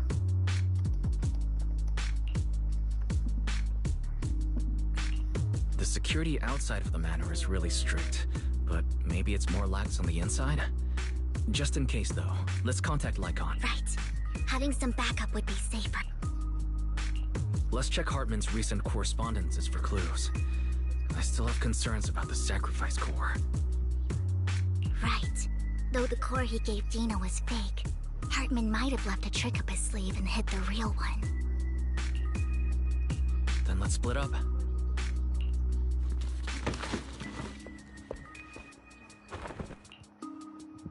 Esteemed guests, is the catering at the Ravenlock family banquet not to your satisfaction? So much so that these two distinguished guests felt the need to come to my humble office to scavenge for food. Fudge. Don't want to come out? Well, after all, you don't have long left. Burton, that greedy idiot, fell for the mayor's trap. But I never expected that he would bring you into my territory. I suppose I should thank him. Otherwise, I would have had to go to great lengths to eliminate you. Vivian, Phaethon, give Hugo my regard. Tell him I shall be taking the wealth and power of the Ravenlock family for myself.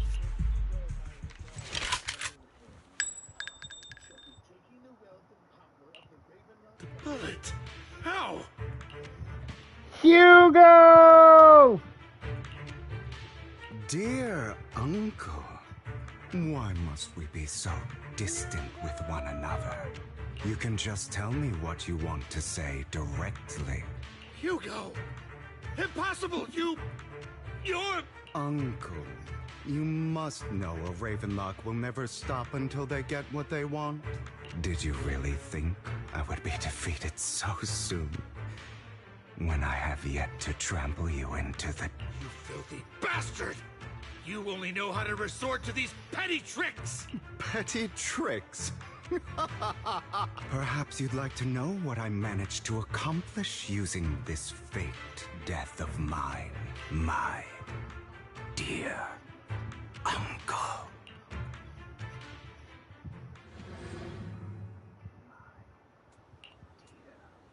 Faking my own death. Hope it's all worth the theatrics in the end. Wait, well, I thought you knew! It was just to keep Hartman off my back, but maybe I went a little overboard. The manager must be pretty shaken up. I should apologize at some point.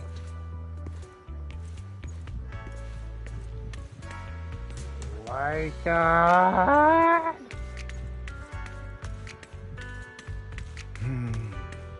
Guess I'll also bring Lycon along. He's my partner in crime, after all.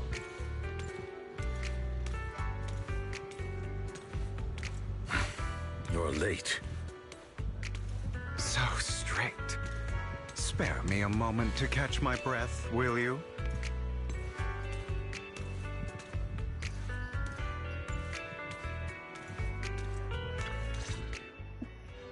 You're taking longer to rest than I expected. Wait, so how did you... Then what? How? Lycon, you think too highly of my physical capabilities. Wait, so how Well, thank you for your cooperation. I must say, if nothing else, at least your acting skills have improved.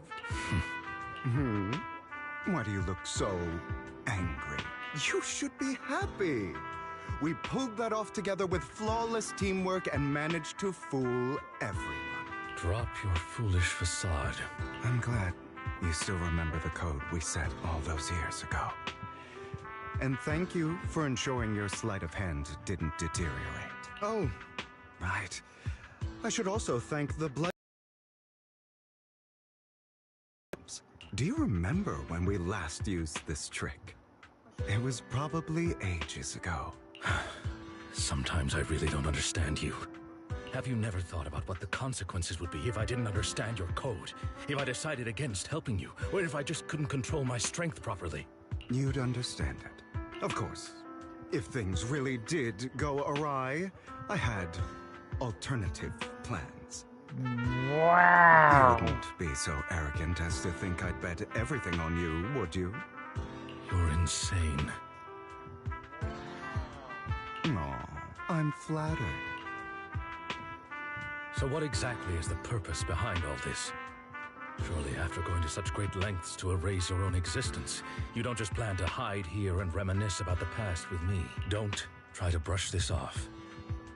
I've already helped you enact your plan. Tell me the truth. Don't get your tail in a twist. I have more plans that require your assistance, so naturally I would not hide anything from you. Simply put, as things stand, whether as Hugo Vlad or as Mockingbird, I am doomed to die. Seems you've made quite a few enemies. As a member of the Ravenlock family, I negotiated with Edmund and managed to obtain resources from Tops for my future plans. I also confirmed what attitude they held toward your master, the Mayflower family. Meanwhile, I used my identity in Mockingbird to strike a deal with Hartman and gather information on their collaboration with the remnants of the Exaltists.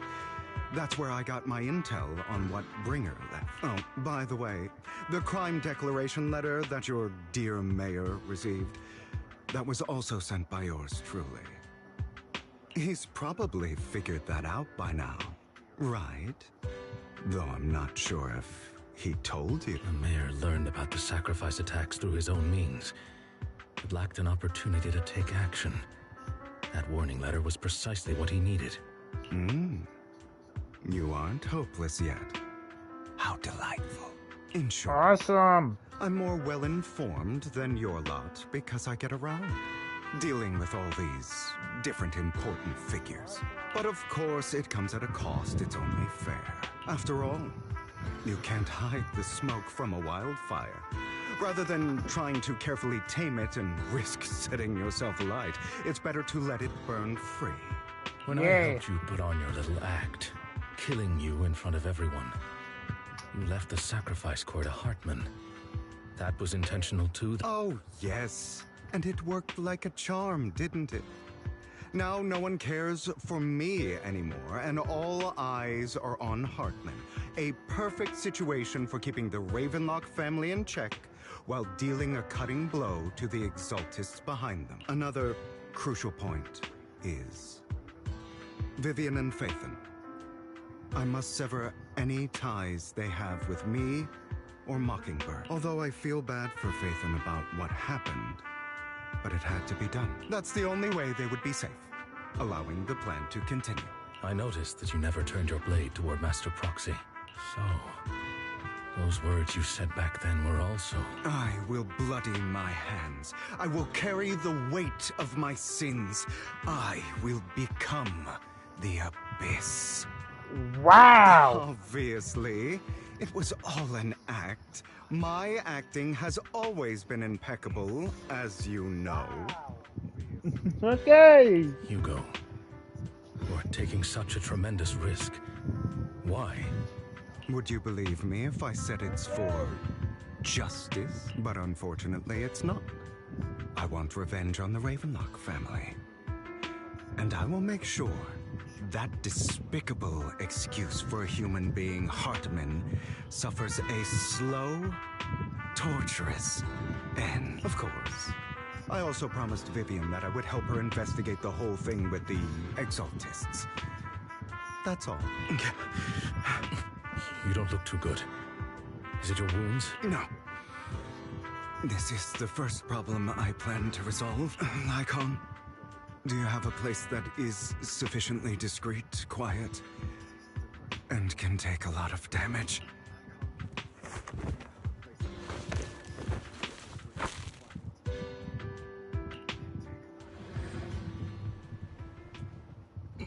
What exactly are you doing? Don't look at me like that.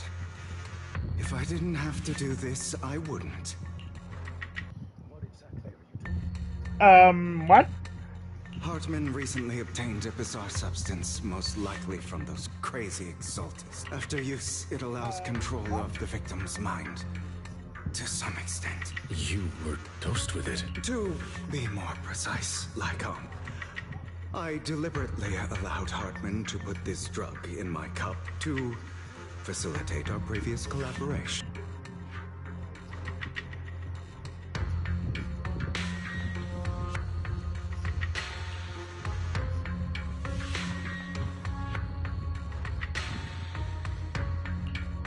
After finding out about it, I quickly found someone to help analyze its composition. The good news is he gave me a very low dosage. Perhaps because he was afraid I might notice. There's a different medication that can delay its onset, preventing me from actually being under his control. I simply need to put on a show in front of my dear uncle. The bad news is that currently there is no antidote. When I delay those effects, however, they will accumulate and erupt when my body reaches its limit. It may even break my mind. Okay. And that's exactly what's happening now. I need to endure those accumulated consequences. So, I will lock myself in this room for however long that takes. I've tied my limbs to prevent me from smashing this place or accidentally hurting myself. Anyway, after you leave, do not open this door, no matter what you hear. I recommend seeking professional medical assistance. This is advice I received from a doctor. Or are you saying you don't believe I can make it? So, Nikon, come find me here at the scheduled time. All you need to do is smile and await my victory. What if I want to stop you? You know you won't succeed. You never have. And you never will.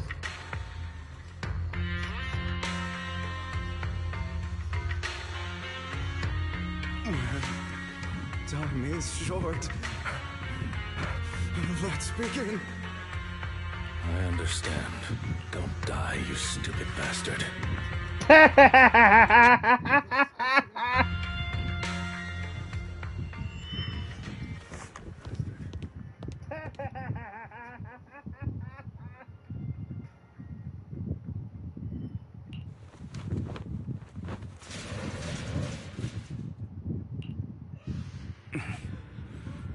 Is this because the side effects haven't worn off yet? Lycon's late. I'm surprised. Or is something wrong with time itself? Looks like someone's over there. Might as well go ask. Oh boy. Oh, this looks like, oh boy. Hello, lady. Oh, this looks like, oh boy. Hello, lady. It's all your fault. I wish I had never given birth to you.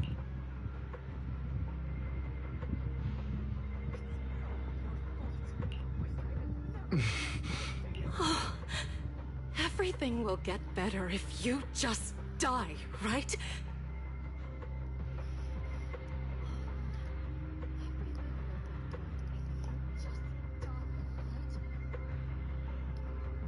If you die, he'll come back.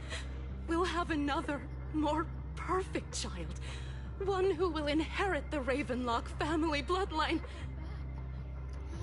Jeez. I'll be able to escape this pain. So, Hugo, for the sake of Mommy's happiness, just die, okay?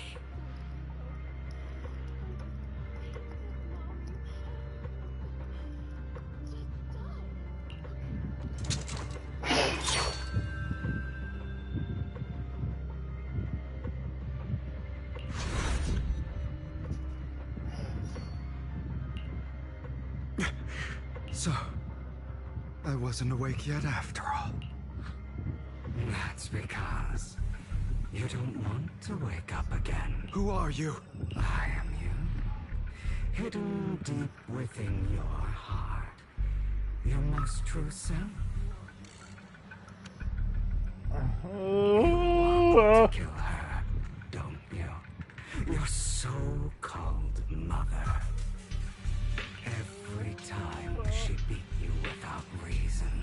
she tried to gouge out your eyes, when she sold you into that hell, laughing all the while. You wanted to be the one to end her life. Why not admit your hatred? As you are, you can hunt her down and make her pay for the living hell of a childhood she made you suffer. Yes, I hate her. I hate her because she was foolish and shallow, greedy and stupid. I hate her because she doesn't deserve to be a mother. She did everything she could to try and get into the Ravenlock family, believing she could live a life of luxury without having to do anything and never realizing she was a pawn, discarded from the very beginning. So she chose to blame me. Blame me for my heterochromia. Blame me for my very existence. But I won't kill her, because I know it won't change anything. She was incapable of loving me, just as she is incapable of loving herself. Have you been brainwashed by that dog? Keeping up the act of being some magnanimous and forgiving fool? Don't compare us.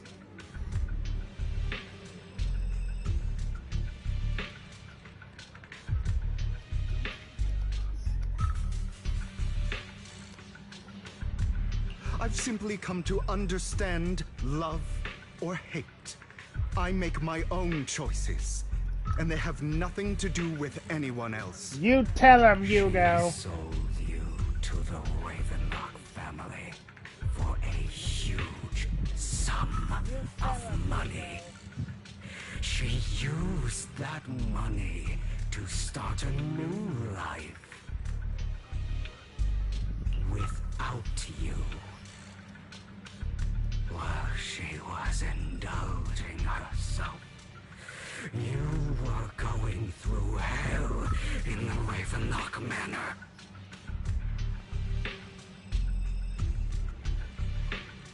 Does it not torment you? Do you not feel the hatred? Do you not want to demand answers? Kill her. Only by killing her can you be truly free. No. For a long time, I thought the same way. But now, well, I want to make a different choice. Stop lying to yourself. You never had a choice. Go away, you evil bang boo! This weak-minded thinking will only lead you to failure. Like before, you'll be nothing but a worm, trampled into the dirt by those so-called elites. Do you still not get it? This is how the world is, and always has been. Hesitate and you'll be the victim. If you don't grab your knife first, you'll end up being on the other end of the blade. If you want to change anything, you must first become the one who makes the rules. Just like that woman. The only reason she could treat us that way was because we were weak.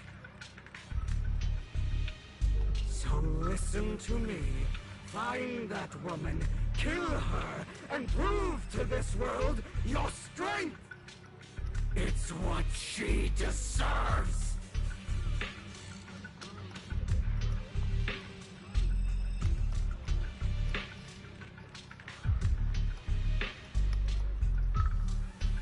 Why forgive them? They don't deserve it. I'm not forgiving them. Or rather, I don't care about them. They don't even matter, at least not yet. You know, Perhaps the person I hate the most, the one I truly cannot forgive, has never been someone else, but rather my weak, powerless past self who could do nothing but hide inside a closet and cry. I hate myself for having neither the strength nor the courage to resist. I hate myself for begging for so-called familial love, even after being treated so terribly. I hate that despite the pain of my wounds, I still hope to receive the carrot and not the stick. And that means you. Correct. I forgive you. I forgive myself. You'll regret this. Fool, your pretty words mean nothing. You will ultimately return here to me. Yeah, right.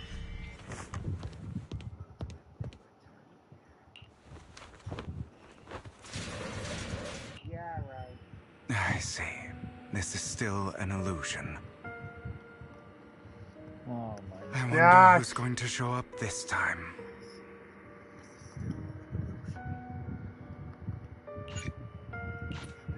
Brother!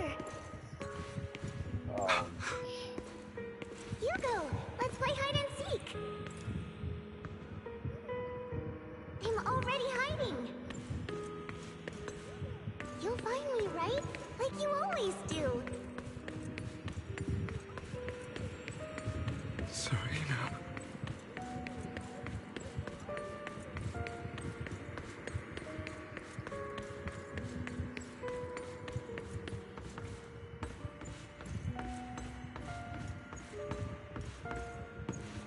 Oh my gosh.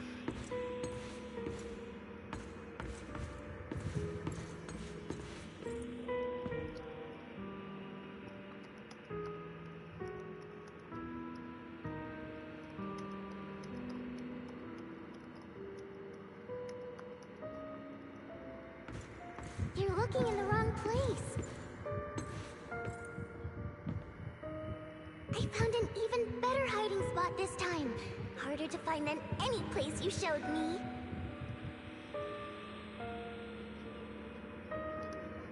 Oh, I do not like this. Hey, Hugo. Do you ever wonder why I had to die? It was because of me. That's right. It was because of you. It's all your fault. If only you didn't exist, I wouldn't have had to suffer.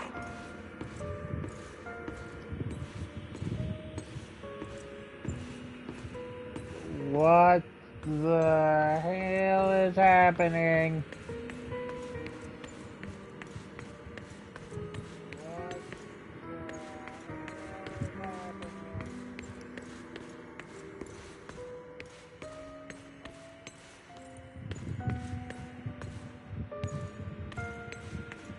Still looking in the wrong spot. I can't believe you still haven't found me after all this time. I don't like if we're gonna if we are gonna find her. Have you forgotten about me? I don't like if we're gonna I haven't forgotten. It's okay. I'll forgive you. I'll still be nice to you, just like before.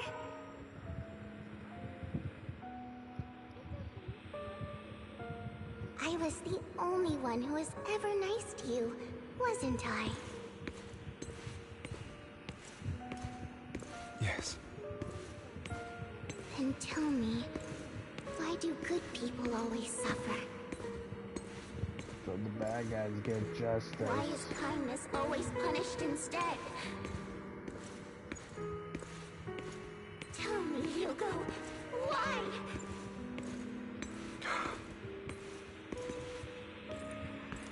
Hugo, are you lost? Go back the way you came. I left you a surprise there.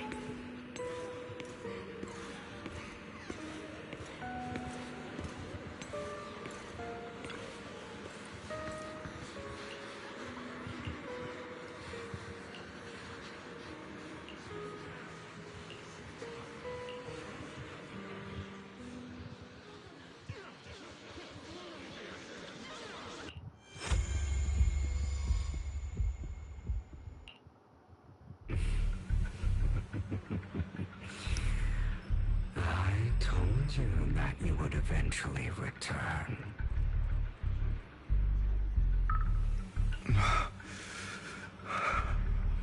We meet again, my friend. I told you, I am you. A side of you that you've always tried. The Shadow Persona!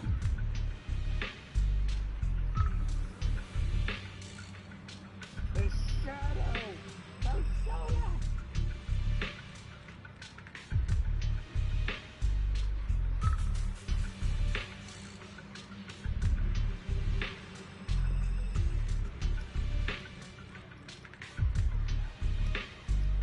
Of course. I know. This time it's about Serena.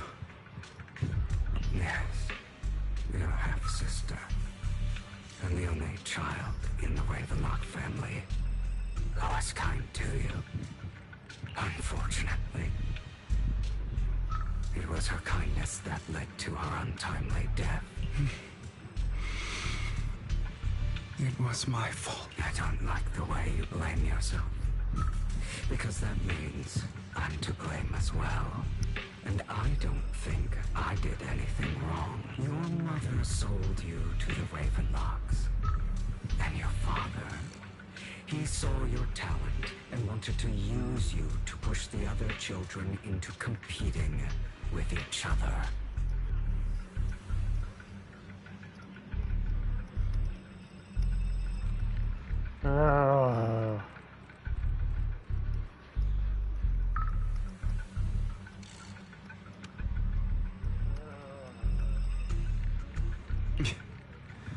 My brothers and sisters wanted to get rid of me from the moment they first saw me. In their eyes, you were no more than a slave. But Serena dared to treat you, a slave, as if you were human. And so, she was fated to die.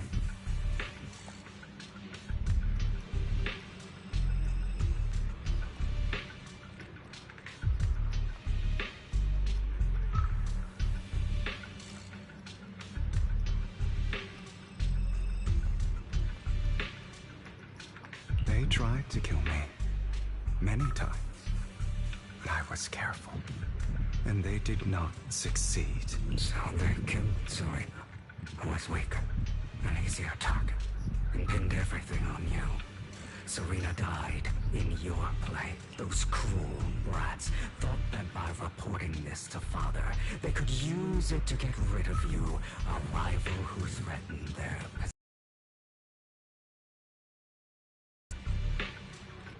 Yet, not only did Father not blame you for the incident, he praised you for it. In this world, only the ruthless, cruel, and merciless can stand at the top. And that's exactly what you managed to live up to, no?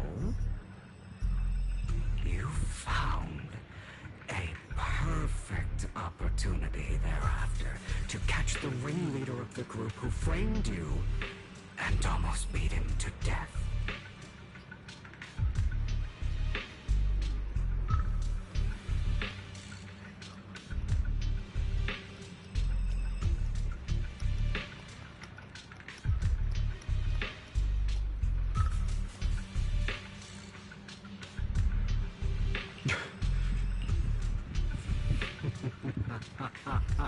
I seriously don't like this.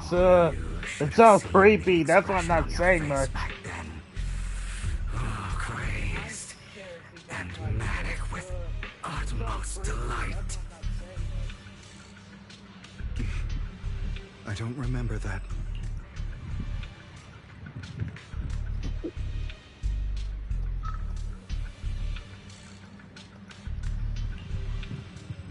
Here you go again, trying to deny your desires. Deep down inside, You've always wondered, asking yourself why these evil people never got the punishment they deserved. Why the world is so unfair. Don't you want to rip them to shreds? Just like that day when you beat that boy's face into the dirt until he was barely recognizable. His disgusting blood staining your fists. Recall your exhilaration, your cathartic release of rage, that outpour of hatred. That victory belongs to you. You deserve it. Those brothers and sisters of mine are all dead. I cannot take revenge against the long deceased. They died by Hartman's hand. Dying in the power struggle to become the Ravenlock family's heir, rather than by our side.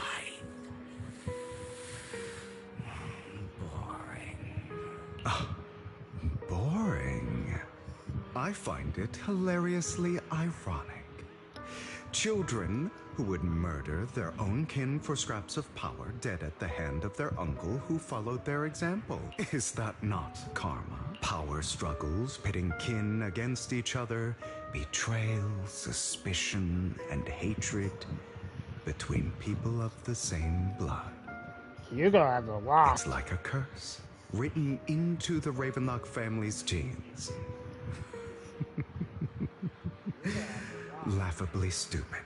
Don't forget, my dear, that the same blood flows through your veins.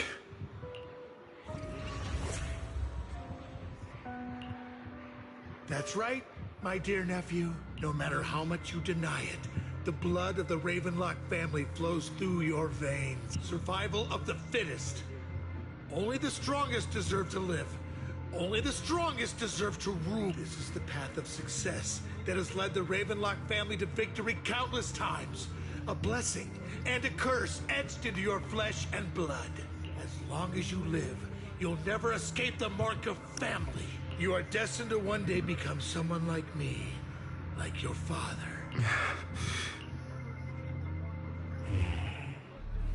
Is that fear I sense? I can see you trembling. Why does the Ravenlock bloodline terrify you so? I won't become like my father. Never.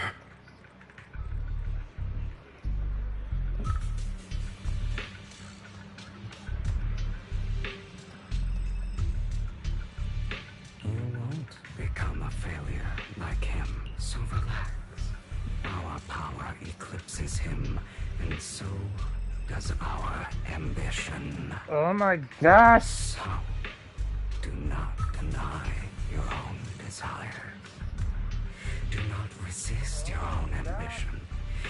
This is the talent you are born with. The best gift fate has ever given you. Admit it. Deep within your heart lies a spark, yearning to ignite a raging inferno that will burn everything down. And I am that spark. Hugo has a lot. Again.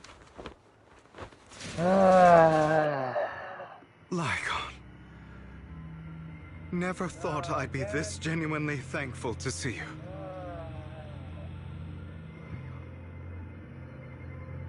Seeing you means this never-ending nightmare is finally over, right? No, I don't think so. Good.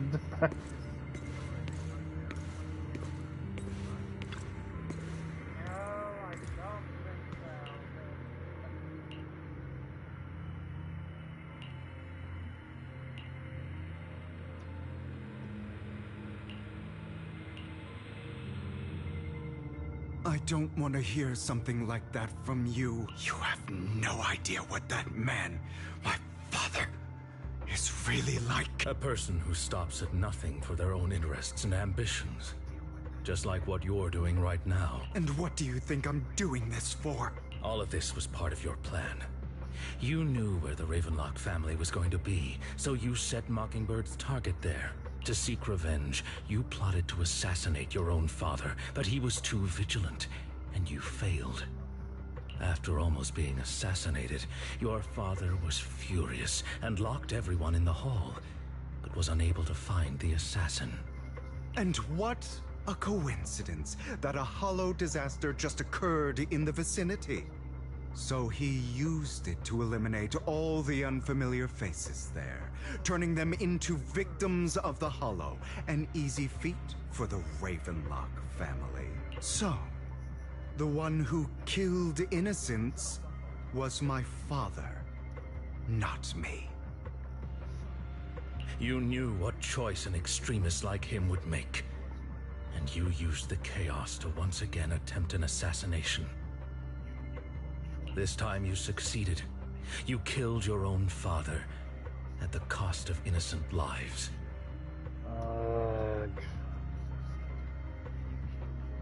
Admit it, Hugo. You don't care about anyone else. The only thing you care about is your revenge. How is that any different from your father?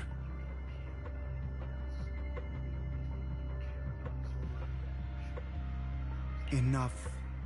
I'm tired. I may hate him for betraying me, but he wouldn't say something like that. What? You aren't Lycon. You're the other me, hidden deep within my heart.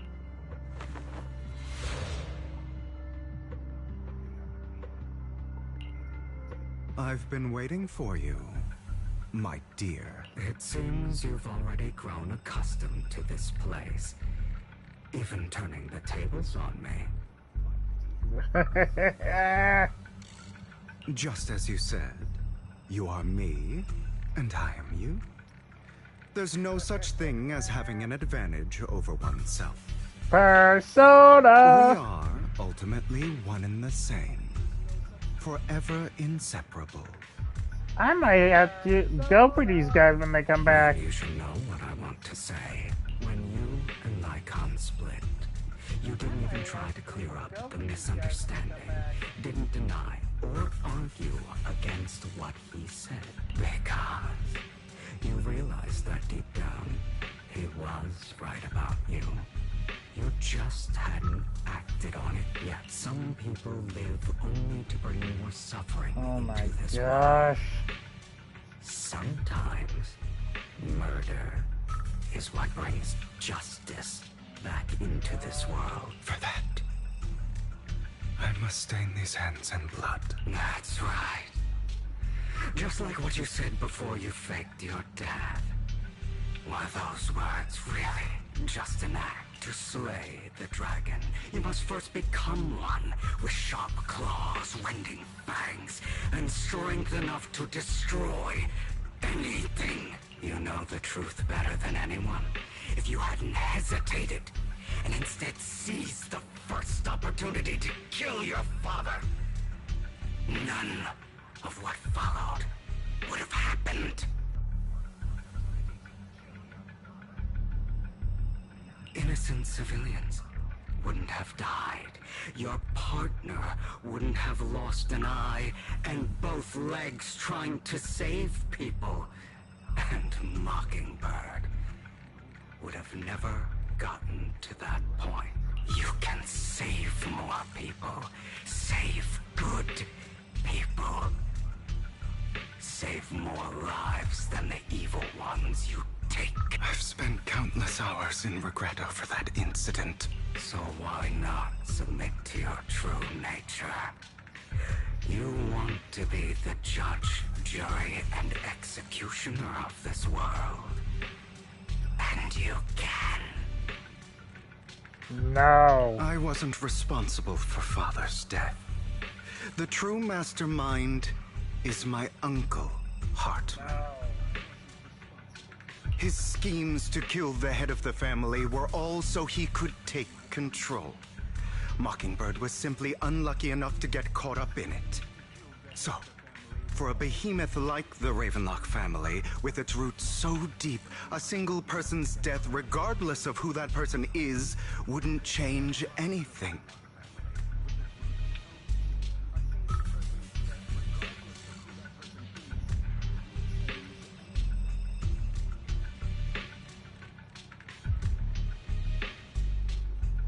Of course, whether it's Tops, the Mayflower family, or even the entire world, it's actually all the same.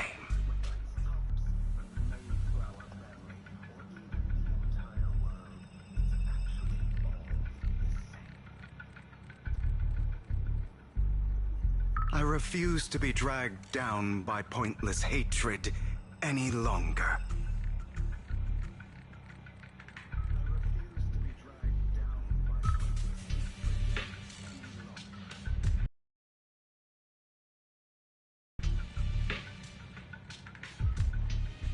You foolish, stubborn idiot. Do you understand the power of hatred? Have we not come this far precisely because of it? Or are you going to follow Lycon and Jack's twisted logic? Come on. You don't actually trust anyone?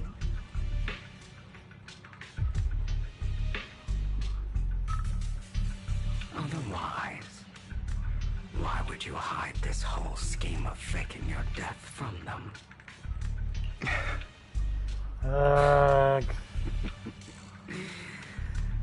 You've built an impenetrable wall around your heart, keeping everyone out.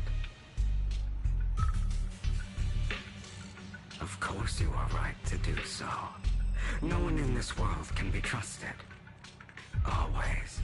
All you'll receive is hatred from your own blood and no love.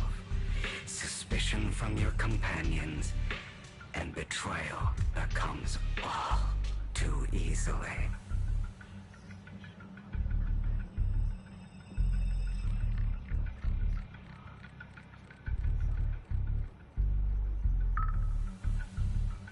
But the most ridiculous thing is that you want them to trust you. You stay silent and long for them to notice your suffering. You yearn for your companion's understanding and trust. Idiot. Wow!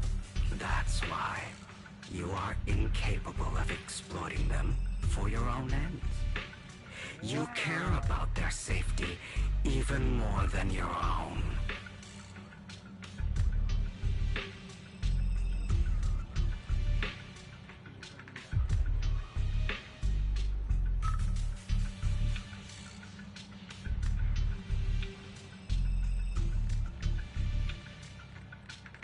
But remember, only the weak need companions.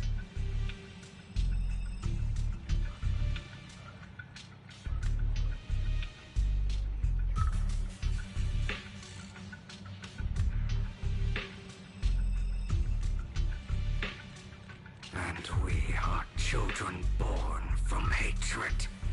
We are different from them. I will never be like them, and I don't need to be.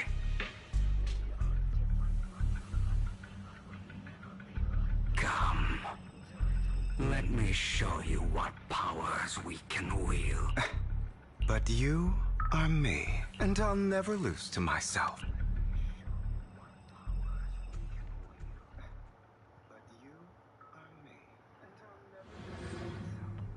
Very...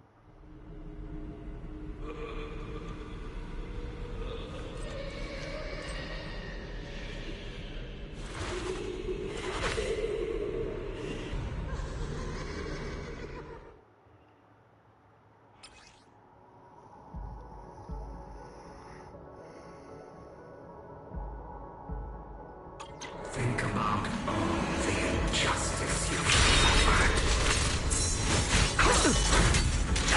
If you choose to forgive, you're betraying yourself. You know that. Letting you consume me would be the real betrayal to myself.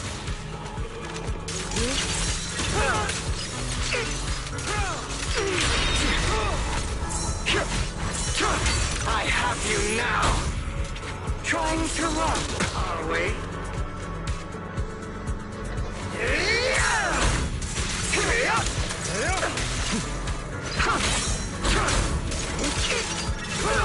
You're just afraid to admit it.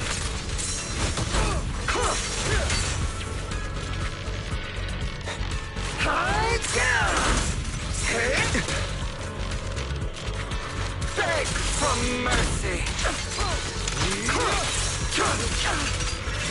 You're too scared to face your true self and what you truly desire.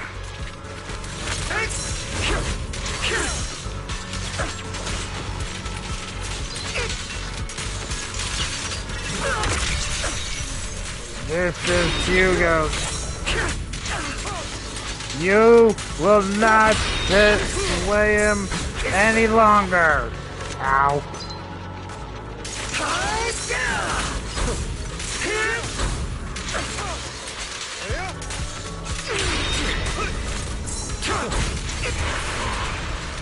Are you trying to kill me? You think you can just get rid of me? Yes. Without me, you are nothing. For what it's worth, thank you. Don't be afraid. You and I are inseparable. You're part of me, just as I am part of you. I am thou. Thou art I. Fancy words won't change anything. No. It's not just platitudes. I finally understand now.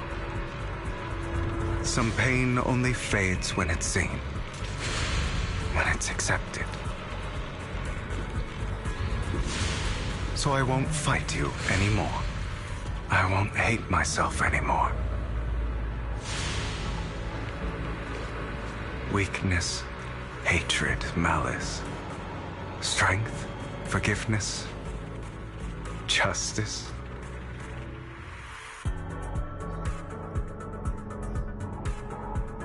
Good job, Hugo. Now awaken to your persona.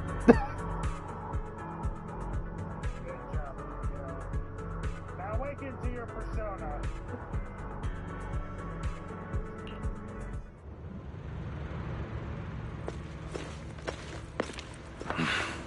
Hugo, it's time.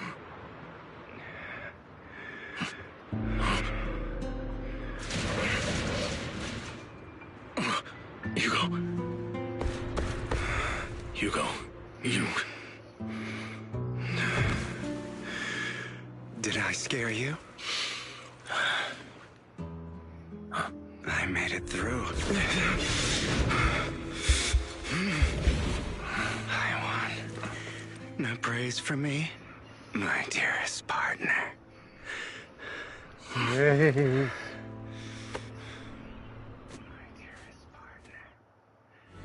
So that's what Lycon was busy doing.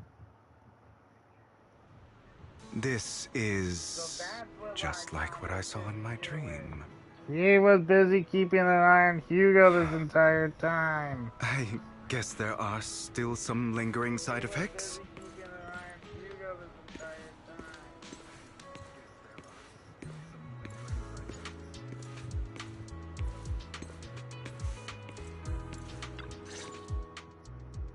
Ah, my former partner.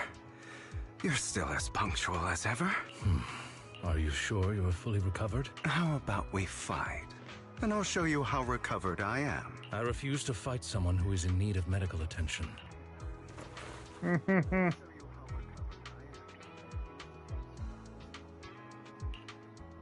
How thoughtful.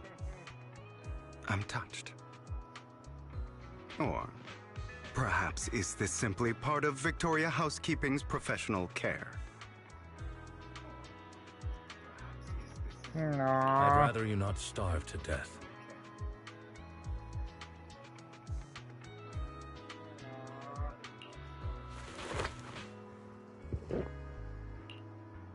Not to your liking.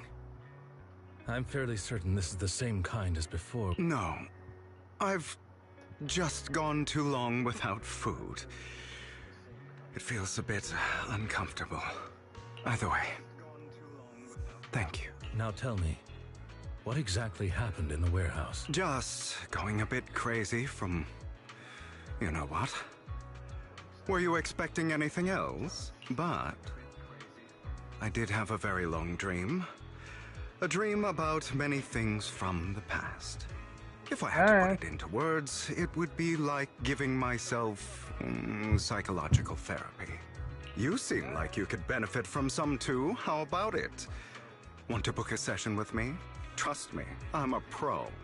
Seems you really have recovered. Well, of course. I'm feeling pretty great right now. Like I could argue with you all day on every petty detail of who exactly was in the wrong back then. I wanted to ask, what you said about Mockingbird before, when you faked your death, was that part of the act? You mean the part about how Mockingbird has never really changed anything or saved anyone?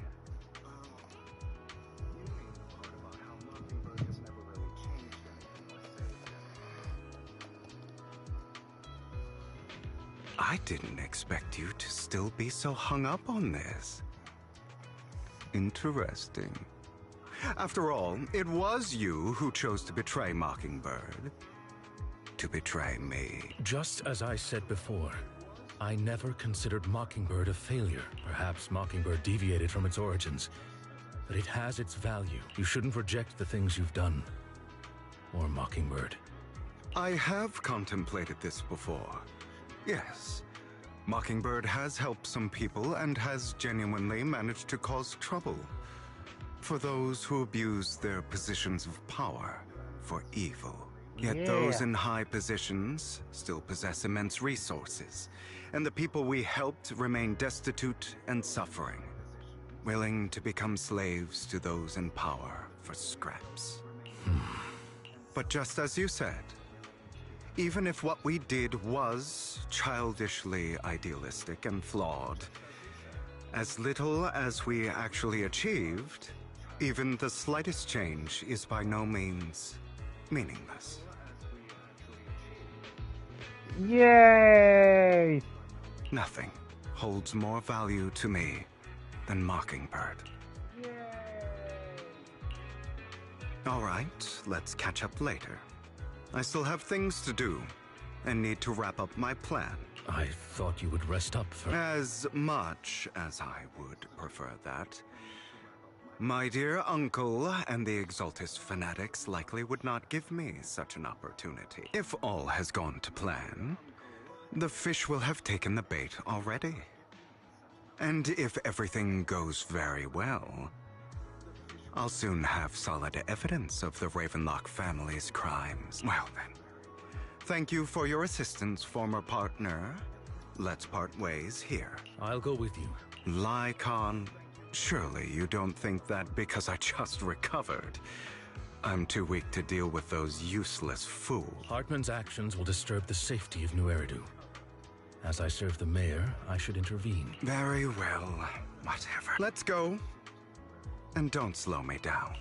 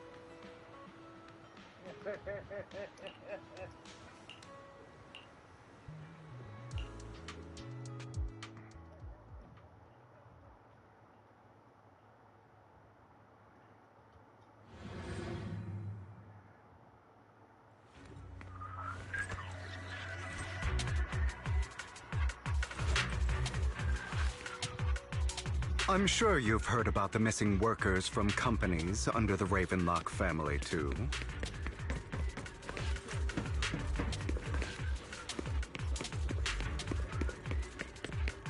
I know where they are. Wow.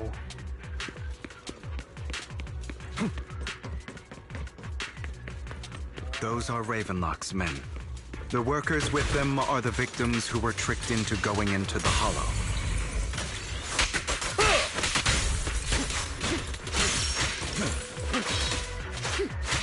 Move! Come on, let's get them out of here.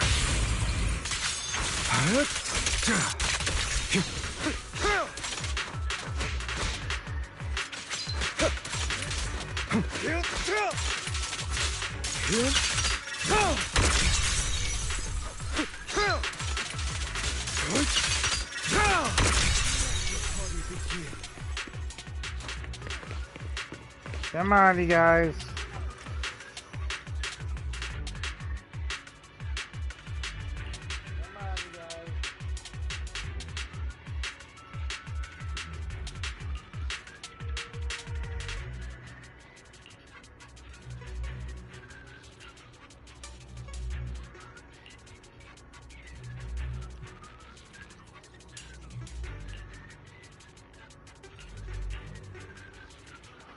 Oh my gosh, then one of the workers here, because he said a blonde man helped him. Bunch of nobodies. Annoying as hell. Kill them! You're welcome to try.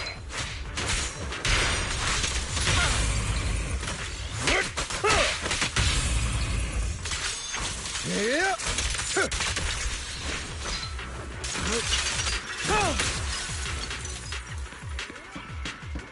Understood.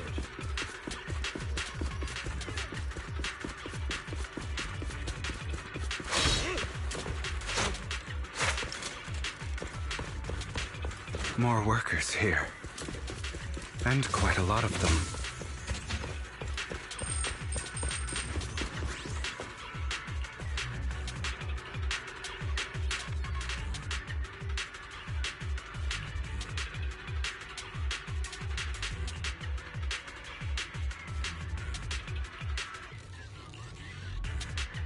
Is Hartman behind this, too?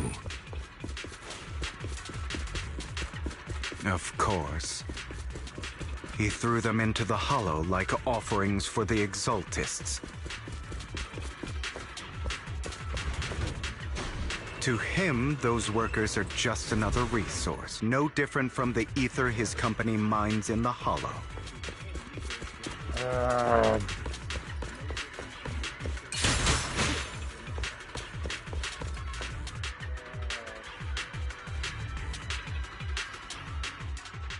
There's more over there. Let's hurry. It's different this time. Don't rush in. Let's listen in on what they're saying first. I still need more direct evidence to ensure the plan is absolutely foolproof. The compensation you promised. It's all real, right? All we have to do is follow you into the Hollow for some simple tasks, and you'll give us a huge sum of dennies. Sounds real suspicious. Shut your trap. You keep yapping and asking questions. If this is all so suspicious, why were you so eager to sign up for it? Because I don't have a choice. My daughter was previously caught in the Hollow disaster and suffered severe corruption. The treatment costs have completely drained our family's savings. So that's why... It's the same for me. A serious illness at a senior age. I need the money. Who would risk taking a job like this unless they were desperate? I'll do it. No matter how suspicious. As long as I can get paid, I'll do anything. Even risk my life. Wait, you people from the Ravenlock family, you're part of a big company in Tops. You wouldn't go back on your word, right? Don't worry, you'll get every dinny you were promised. But before we start, you all need to take this medicine first.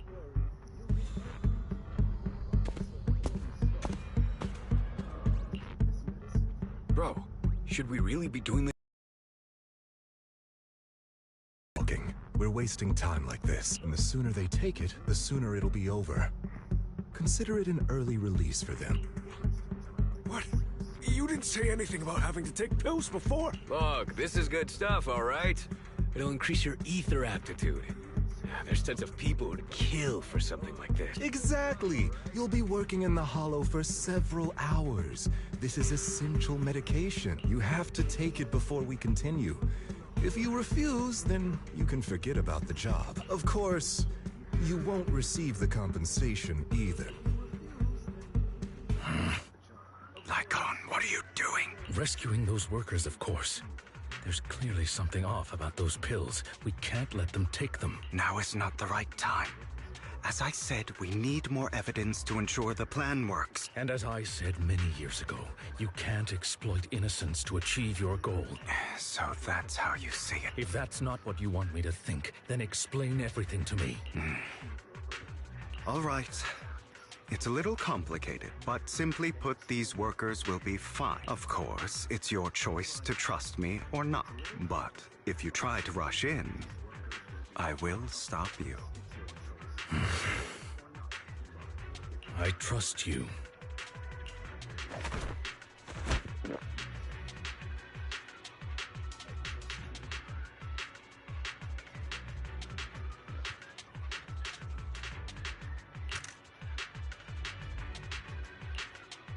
All right.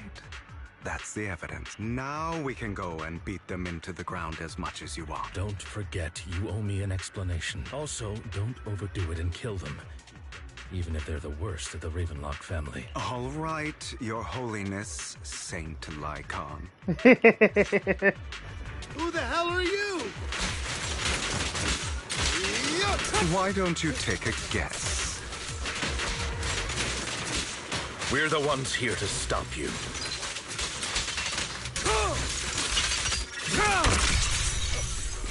Can't remember the last time we worked this well as a team. Your legs? How are they feeling? I'm fine. To be honest, I think I prefer the way you used to fight.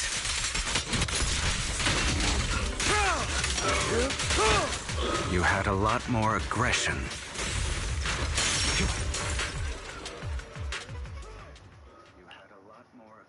God damn it!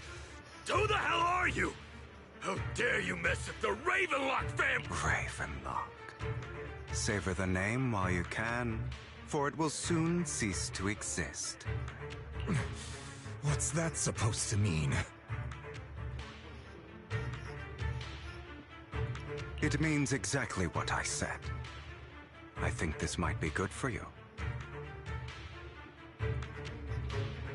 Sever your ties while you can. You still have a chance to walk your own path. The family's honor comes above all else. Is that really what you think? Uh... I saw the compassion on your face just now. You're not from the main family, right?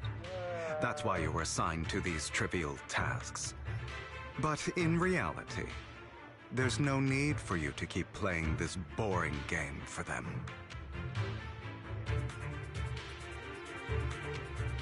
I don't have a choice. From the moment I was born into the Ravenlock family, You always have a choice, if you're willing to act. All right, let's end the small talk here. Don't worry, Lycon. I didn't hit them too hard, just enough to keep them quiet. How's that? My acting's pretty good, right? As always, a certain someone should take some lessons from you. I'll leave the rest to you then. Okie dokie. Oh, okay. Okay, now can you tell me exactly what's going on here? As you can see, that worker just now was actually an informant of mine. The pills were swapped out with vitamin tablets. Outside of this batch, some workers have already taken the actual substance Hartman has. But rest assured, the antidote for it is already in development. I found the best in the field to help, and with the data I collected before, we should have results soon. I wanted to ask. The reason you decided to lock yourself in a room and endure the effects of the drug, besides getting evidence, it was also to collect data on this drug in order to create an antidote, correct? It seems you're not completely beyond hope. I thought you were just being stubborn. Sometimes I wonder if you know me at all. Then, I have one last question. Why did you never tell me any of this back then? The truth is, I heard everything. That entire conversation between you and Jack. Before he passed away in that small attic. When Jack called you aside and gave you those warnings.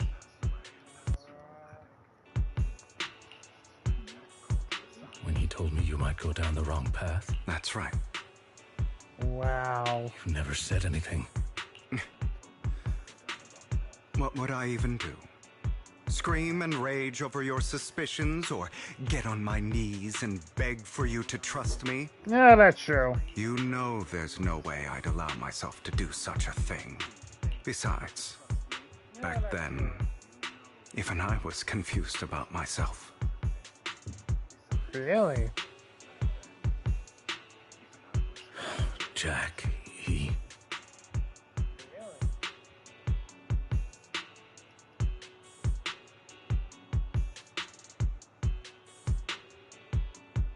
It's all in the past. You don't need to explain anything to me.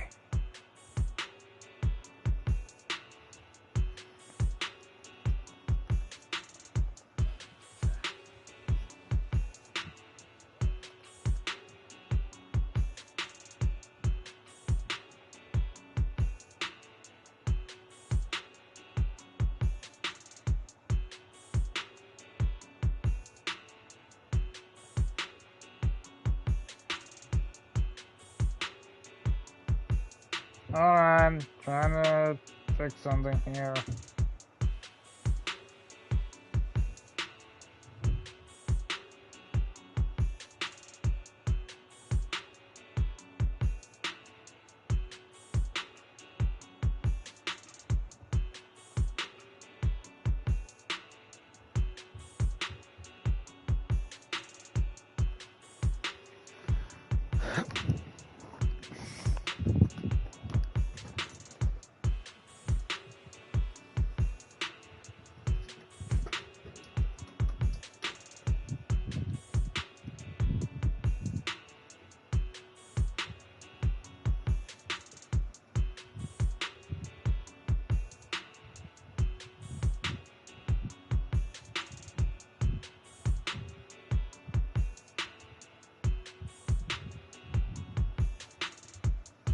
Oh, great.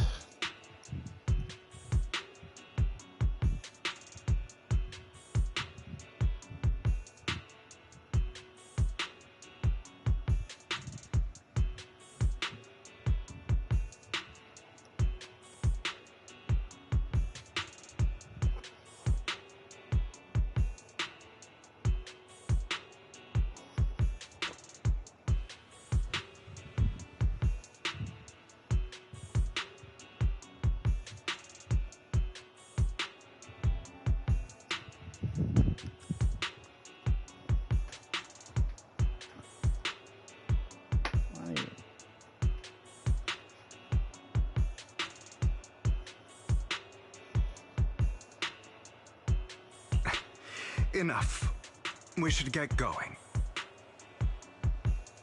If we're going to reminisce over the past, we should find a more suitable location.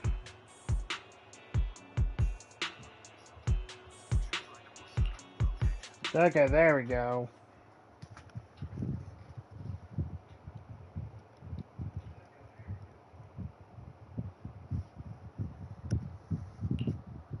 Lycon?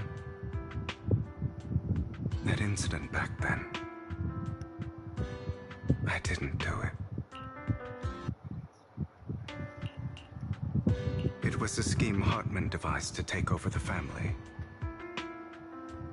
It was Hartman who killed my father, too.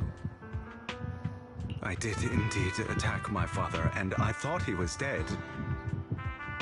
But he wasn't. I couldn't kill him. And even before that, if I hadn't hesitated, none of what followed would have happened. Even now, I still think they deserve death. Yep, I can believe that, Hugo.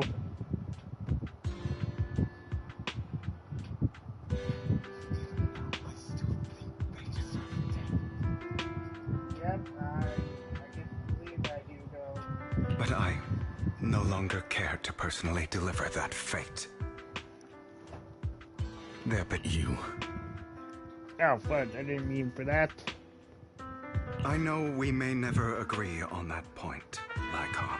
I once wanted to fight against those ugly truths that defined me, but I discovered that the more I rejected them, the more painful it became. So I could only accept that crazed, hateful, and malicious side of myself.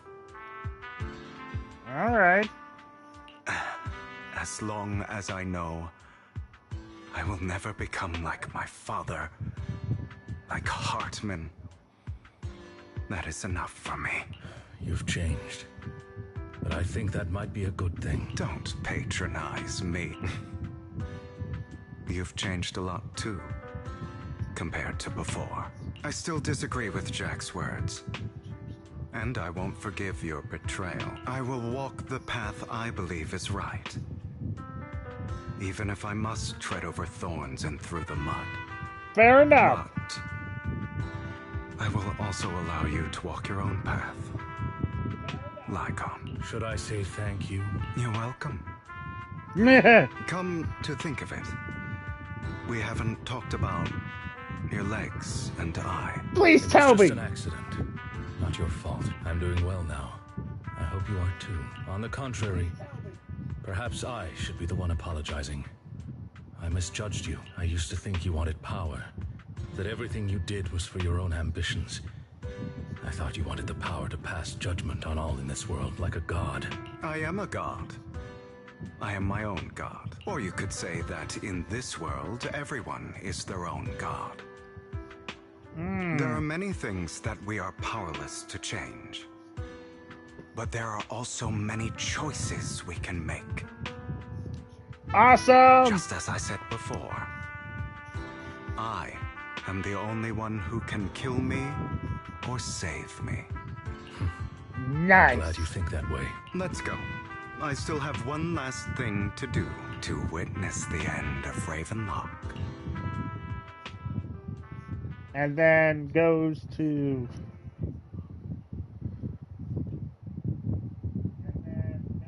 You really think you can take my place if I die? Never, you filthy bastard! Your little tricks mean nothing.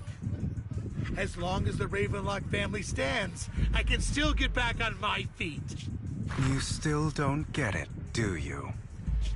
This was never about avenging my father. And I don't care about taking your place. I didn't come this far just to kill you. That'd be pathetic. Right on cue. Why don't you take a look at this, Uncle? On behalf of Tops, I'd like to clarify that we had no involvement in the Ravenlock family's actions. Tops is officially terminating all partnerships with the Ravenlock family, effective immediately. We will have no further affiliation with them. Are you crazy? What the hell do you get out of ruining the Ravenlocks? You want to be a petty thief forever? Thief? Oh, Uncle. Allow me to reintroduce myself. I'm the name people whisper about. The one who robs the rich and gives to the poor. I'm the master con artist who can fool anyone any time. I'm the leader of Mockingbird. The one who turns every headline into my own stage. I have friends who'd catch me if I fall, partners who'd shed tears for me, and allies who always have my back. I am Hugo Vlad. You're the one who needs the Ravenlock name. I never did. You ungrateful bastard! You should have never been born. You flatter me. Same goes for you, Uncle.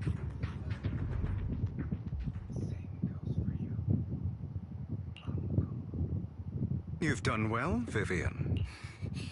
You had better give me an explanation. And here I thought this would be a touching reunion. What's with all the anger? Hugo, I'm a member of Mockingbird too, and I mourned your death. Listen, Vivian. I don't want you or the people you cherish to get caught up in danger because of me. I've always been selfish, so I don't hesitate to use you all as variables in my plan. But it is because I am selfish that I also don't want my failures to affect my treasured companions. In any case, if you were in the same position, would you not make the same decisions? Lycon's taking care of everything outside. We should go. Also, Wise, thank you. And I'm sorry for the whole act where I threatened you. It was the only way for Hartman to drop his guard against you and leave you be. I, Hugo Vlad, am forever indebted to you. All right. Master Proxy, although it is late, there is some important intel that I must give you now. Did you know about Hugo's plan to fake his death and everything that's been happening, Lycon? I was simply playing along. After all, I could not determine whether Hugo's plan would pose a threat to you. You are a student of the mayor's late friend, and I am obligated to protect you. You still have that habit of finding awkward excuses when you're embarrassed. Mr. Hugo Vlad, if you have any important intelligence to share, please do so with haste. I need to return to rest before midnight. You two sure are, close? Yeah, somewhat. For the sake of a certain old fossil's sleep schedule, I'll keep it brief. I learned from Camille that Dina intends to embed the sacrifice core into the sacrifice. Apparently, it will make the sacrifice much stronger. Sacrifices created this way will not retain their minds and will indiscriminately attack all living beings, including their creator. So the Exaltists don't do this. It would bring them no benefit. But Dina's the pill and is injected with the serum Landon left behind. The sacrifice would be under its creator's control. Although the dormant sacrifice has been destroyed, Dina found a batch of that serum her father created and wants to create new sacrifices.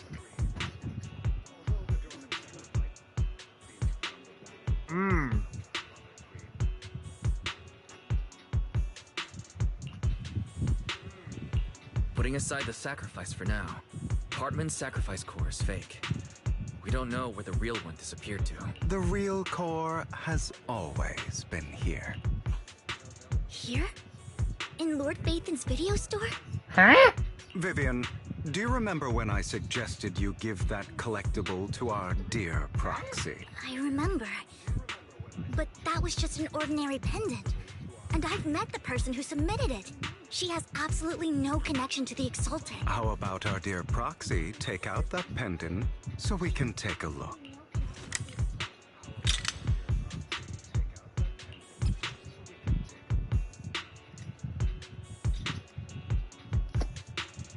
Well, you are a son of a chicken nugget, Hugo.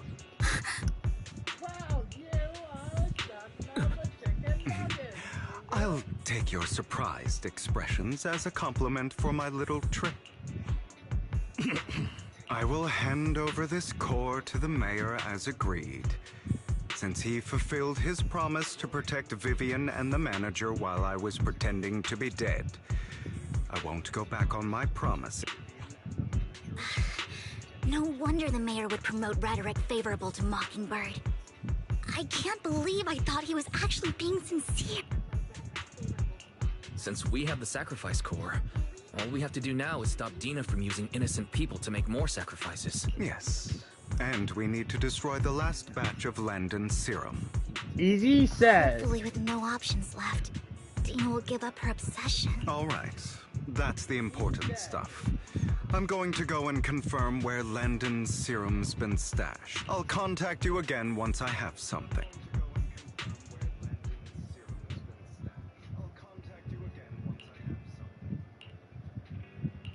All right.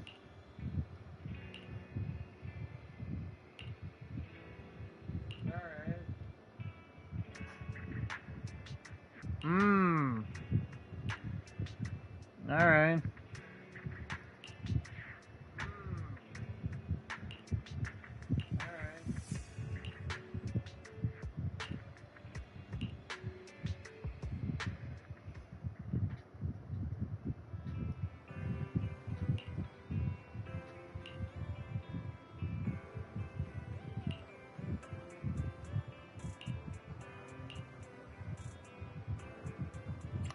Wait a moment.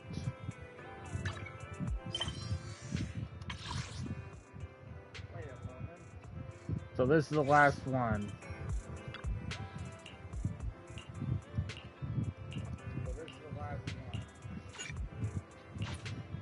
Let's do this!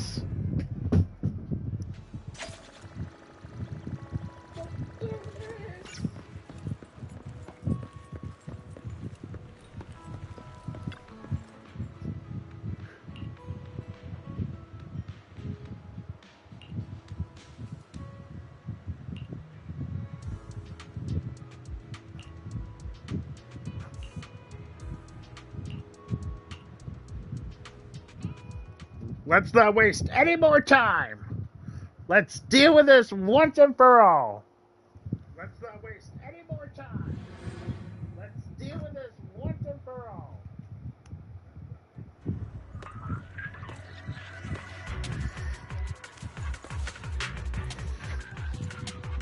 Landon's stash should be somewhere nearby. I did some digging. Some of the missing workers were brought here too. Stay away from me. Dina's getting ready to make her move. Don't worry, we'll clear them out. You insist.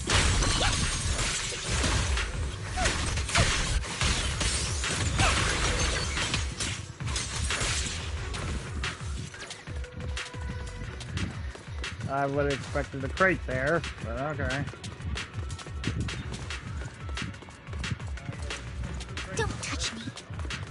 Fool. Don't touch me. They're trying to destroy the goods! Stop them!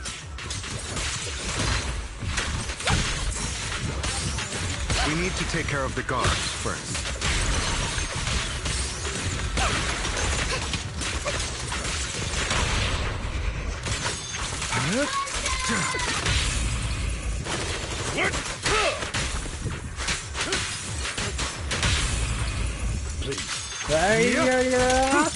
Some of the serum is stored in this warehouse.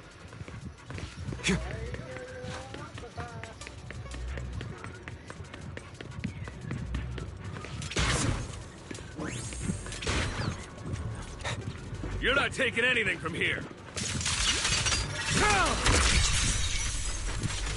Hugo, get the guards first. Don't get hit. Allow me to reap your soul. You just stepped into your own grave!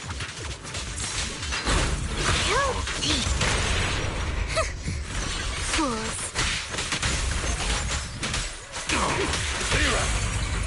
Truth is a beloved fairy tale. Not worth my time.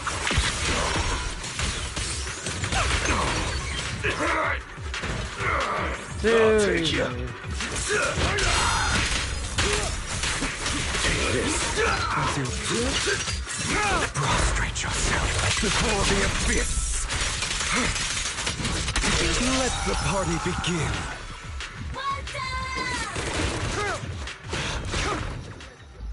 There! More of Landon's serum survives than expected. Fortunately, since they're still here, it means Dina hasn't executed the final step of her plan. There's likely a lot more stashed around here, and we have yet to locate the missing people. Our actions here won't go unnoticed.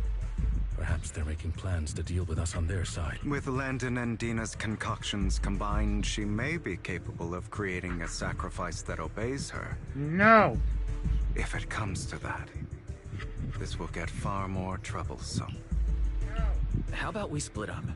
Hugo and Lycon will destroy what remains of the substance around here, and Vivian and I will go search elsewhere. Very well. Let's go with your plan. But be careful if you encounter Dina and her people. No According problem. to Camille, she's absolutely obsessed with completing her father's dying wish. Who knows what she may try. Let's part ways here for now. And perhaps the other manager could use EOS to guide us. Sure. I've been feeling way better these past few days, so just leave it to me. It's only now that I realize how fortunate we are to have two Lord Faithins. Yeah, but I feel like our work's doubled. In the past, Wise and I would only ever work on the same route. Greater power means more responsibility. And in any case, I'm sure the mayor would be able to provide double compensation. He's a very generous person, after all. Right, Lycon? Very generous. I will request additional compensation from the mayor. It's not about compensation. It's just... I'm still not used to us being separated in the Hollow. So I'm worried about Wise's safety. Oh, but I have no doubt in your abilities. I just haven't gotten used to it yet.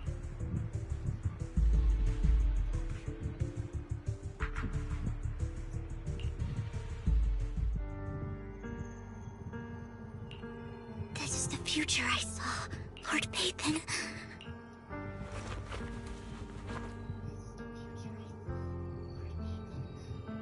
I'm sorry. This time, I will make sure the future I saw does not come to pass. Vivian, don't do anything reckless. I don't want to bring you misfortune. You haven't. That's all I wish for.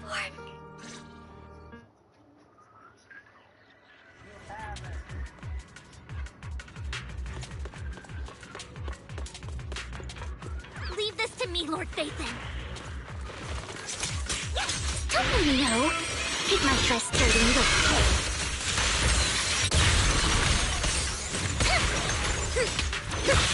How dare you. Lord Phaethon, there might be more serum here. Vivian, you better calm down. How dare you steal from Lady Dina! I'll try to go easy on you. No promises. Lord Phaethon?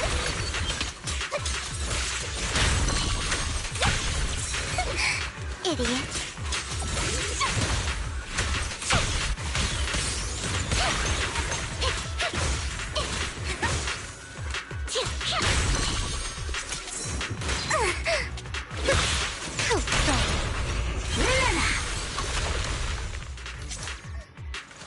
Vivian, There are containers by the fissure. Don't touch me. There's got to be something inside. Let's try opening them.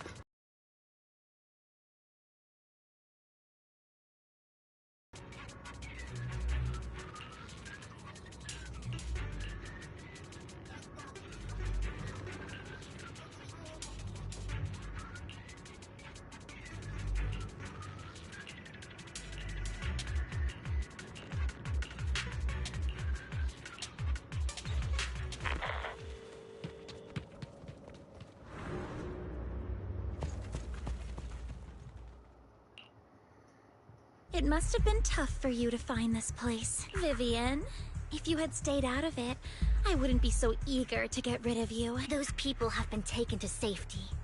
You're all out of options. They're just mere test subjects. So what if they get away? There will always be people consumed by greed. And therefore, they will come willingly to me. In any case, what are a few sacrifices in comparison to the completion of Father's grand ambition?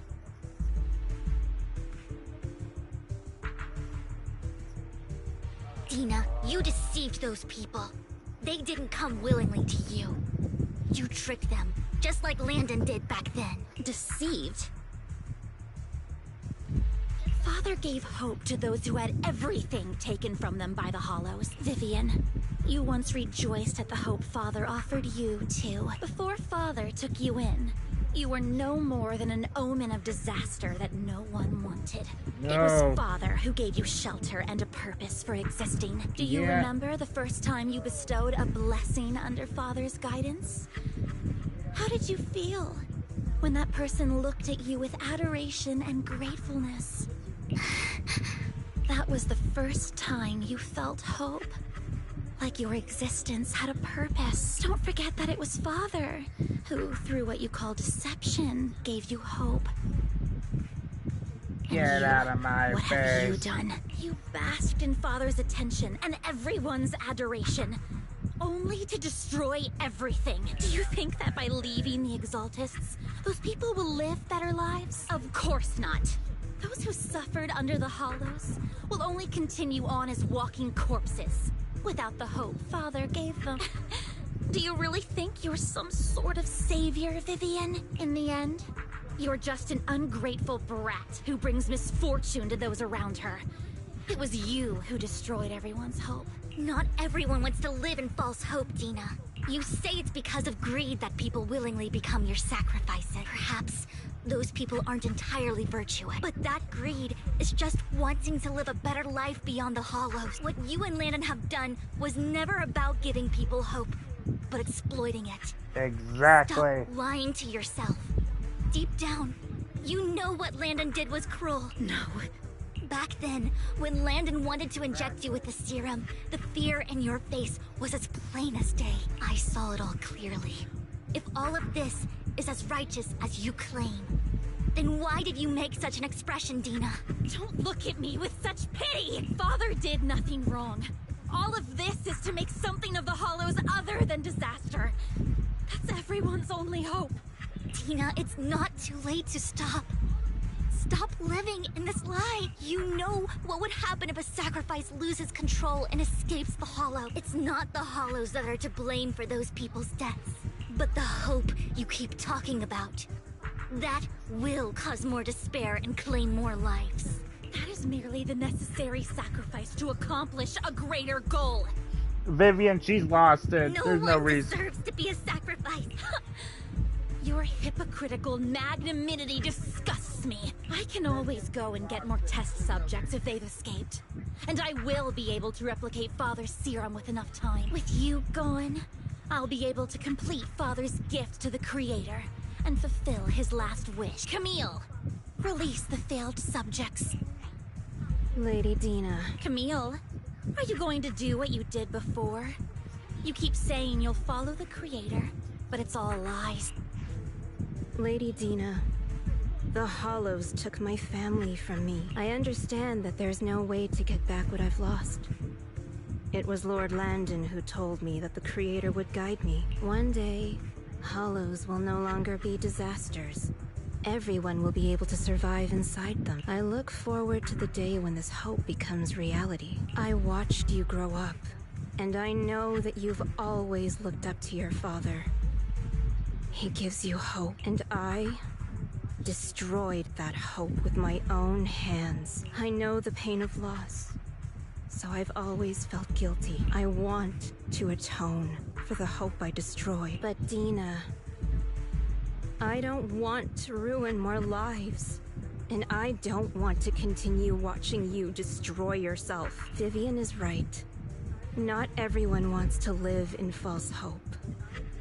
So, please, stop. Camille, are you abandoning me too? I'm not abandoning you. I just don't want to see you go past the point of no return. The point of no return?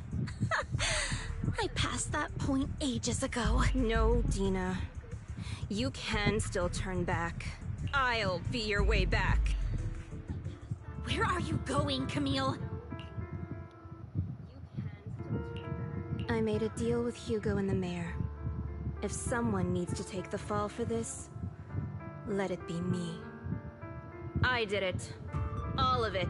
I've been forcing Landon's only daughter, Dina, to research how to create sacrifices. I colluded with the Ravenlock family for my own gain. Everything Dina did was under duress. Since I've kept her captive for so long, she doesn't have the skills to survive as an independent member of society.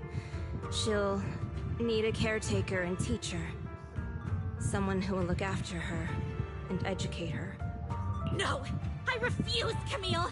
I refuse to accept this! Dina, I'm going to dispose of those failed subjects. I won't allow it!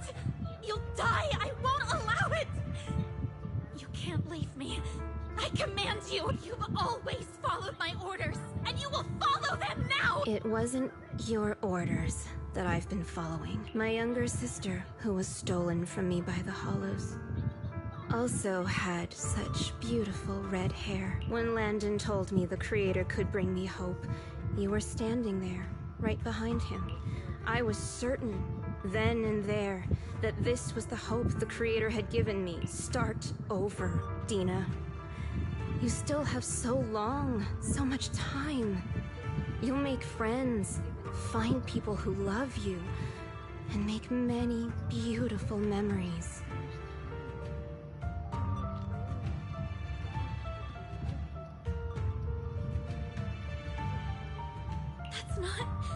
That's not what I want! Camille, you're not allowed to die! I won't allow it! I won't allow it! Goodbye, Dina. And I'm sorry, Vivian. I'll leave the rest to you.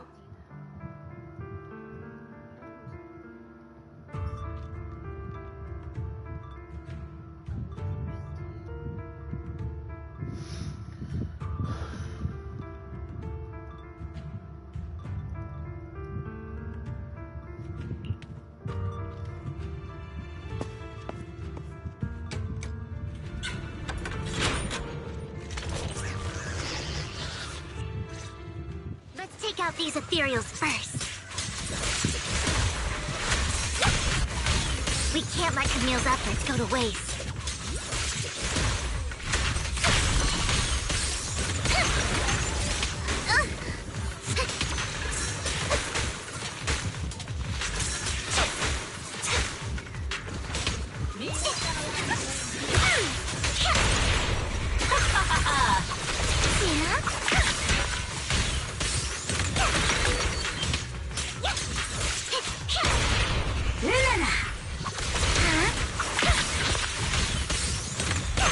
We will do everything, Dina.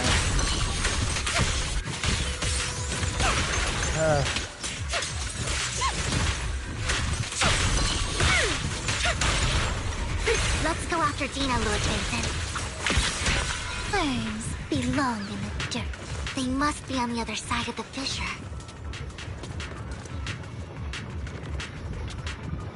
Let's go.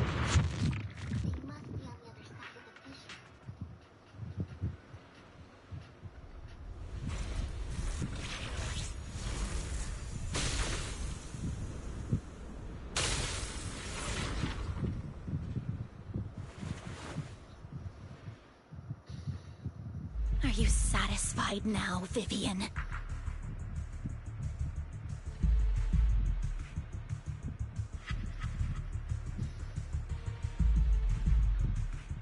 You were the one who brought yourself to this point. Oh boy. You're saying this is all my fault. Losing my father. Losing Camille. I wish you had never come into my life. At first, when Father brought you home, I was happy. There are so many Exaltists. Yet Father never allowed me to get too close with any of them. I never had any friends, but when Father brought you back, he told me to take good care of you. That you were my first friend. I was also so happy the first time you took my place in helping Father select a person to receive the blessing, because it meant you were different from all those other people. You could stay with me. But soon, I grew jealous. You took the attention that should have belonged to me. You even took Father's love from me. It's only because of my ability that Landon... I know, but... Vivian, jealousy is something you cannot control. Of course, the same goes for fear and hatred. I was terrified that one day you would look at me and shed tears. I knew if that day ever came, Father would not hesitate to force the blessing upon. And when that day did come, I hated you for causing my father's death. Tina, you knew everything about what happened back then, so... why are you still defending Landon? And why didn't you tell me back then? If I had known earlier, maybe I could have found a way. Because it's the only thing that makes me more special than you. No? It proves I had Father's trust. I was more useful to him. Vivian, you said you wandered without a home ever since you were young. Hated by anyone you encountered. You were happy to gain recognition from everyone and help Father when you were among the Exaltists. But in the end, you discovered you were being used. So you felt betrayed and hurt. Then, what about me? All I ever had was my father. I've never known a life outside of the Exaltists. Ever since I was young, my only purpose was to help Father select who was to be blessed. The only purpose I had was my father and the Exaltists. I've never been taught anything else, Vivian. It is what little value I have, and have ever had. In the end, you took even that from me, and completely destroyed it. You think you're doing good and fighting evil. You've only managed to affect a small part of your world. But have you ever wondered if maybe that's all there is to my world? I never wanted to hurt you. You were also my first friend. And that's why I wanted to save you back then. Save me? You and Camille all talk about saving me. Why don't you understand? To me, loss is so much more painful than death. Tina, you can start over. Everything Camille did was so you could live on. Let's leave the Hollow together. There are so many amazing places in New Eridu. This time, I'll take care of you. I've also met so many amazing people. I'm sure they'll love you, okay, Tina? Vivian, I can't forgive you. And I don't want to forgive you. I have nothing left. If what little hatred I do still harbor were taken from me... She's too far gone.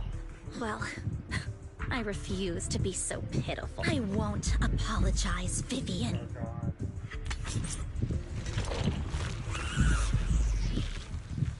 I don't want to hate myself. So I can only hate you for killing my father. And hate Camille for leaving me. That's just the kind of person I am. Hateful and despicable. I refuse to owe anyone anything. I refuse to feel regret. I won't. Vivian, I will keep hating you. I will take all who are precious to you. I will also hate Camille. So I won't do as she wished and start a new life, Vivian. If you had never existed, if I had never... You would be... Lord Phaethon, please do not interfere. She was my first friend. I'm going to bid her farewell. I'm so sorry, Vivian.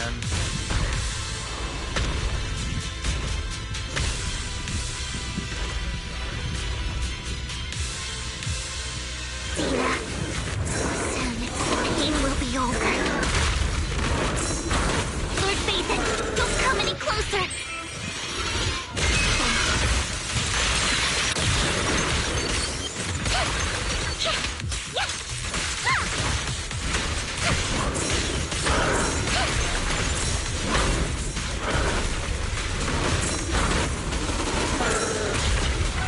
sorry, Vivian, you have to suffer like that.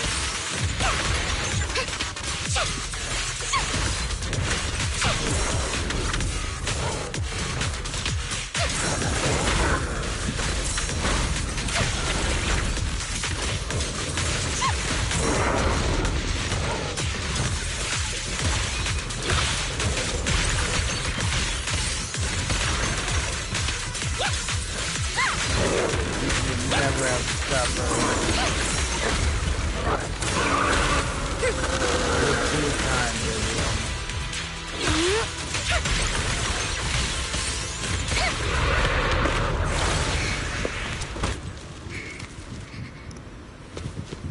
Don't worry, Vivian.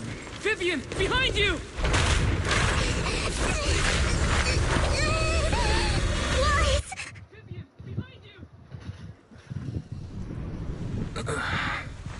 What happened? What the...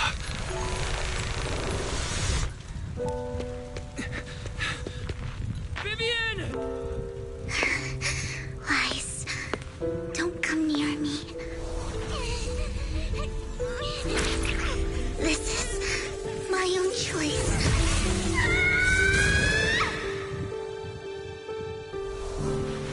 I will change the fate I saw. Vivian!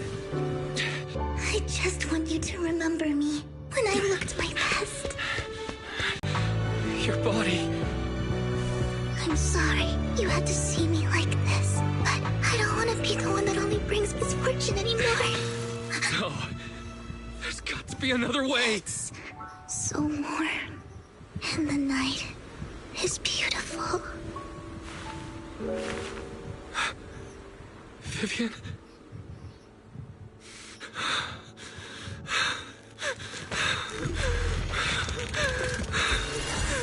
No! It can't end like this!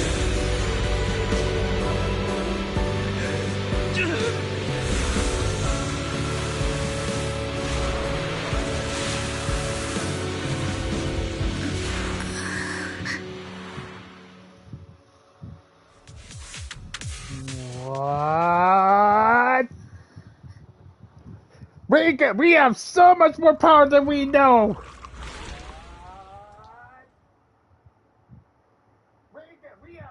Wise. Wise. Wise, you're finally awake. I'm at the store? I remember I was with Vivian. Wait, she injected herself with Landon's serum. Is she okay? Hugo and Lycon brought you out of the hollow.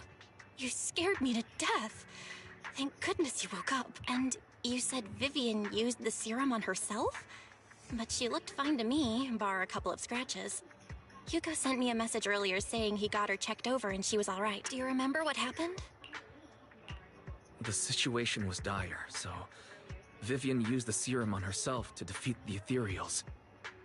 I saw the crystallization process starting to occur. I can't describe exactly what happened.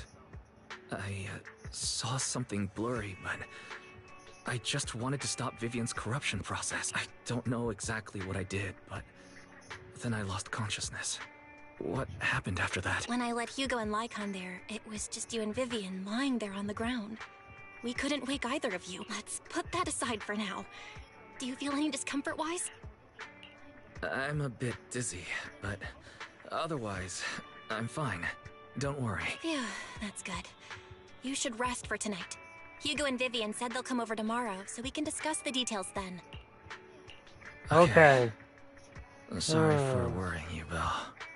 Oh my gosh, we have so much power that we don't even know.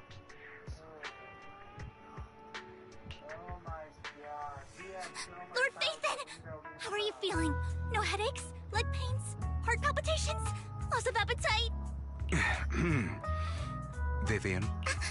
I was just so worried. Sorry. Anyway, Lord Phaethon, I'm so glad you're okay. What happened this time was all my fault.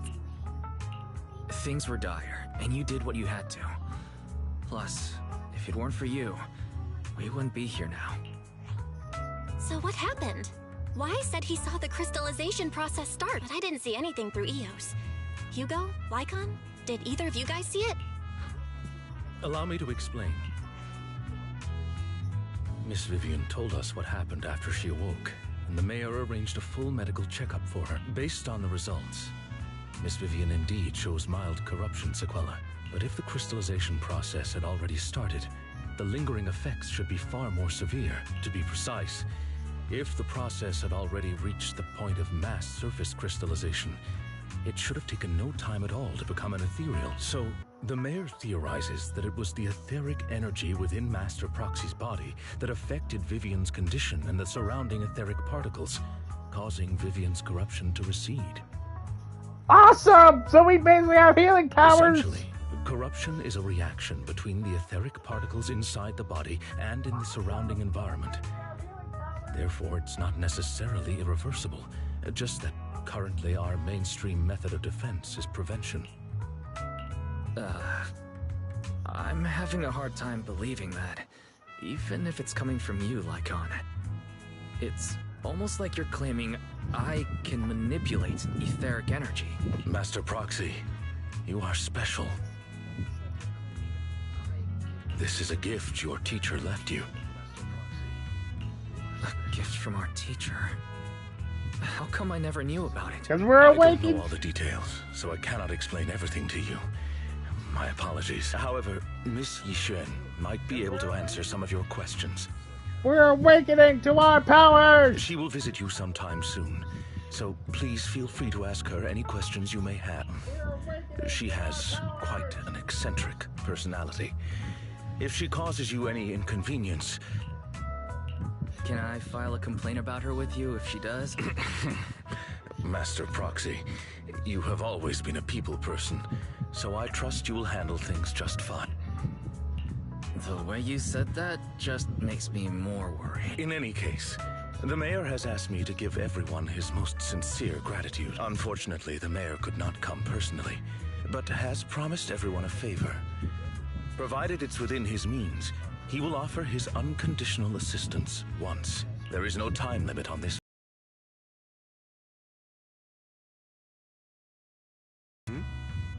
What if I wanted his position as mayor? If that is what you desire, then the mayor and his subordinates will be first in line to vote for you in the next election. As for the other votes, you'll have to work for them on your own. But should you assume office, I hope you take full responsibility for handling all day-to-day matters and lead by example. By sheer happenstance, the mayor has provided you with a copy of his current assignment, the City Waste Sorting and Processing Proposal.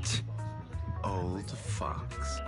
Yeah. Well, can I request Lord Phaethon's? The mayor imagined you might ask.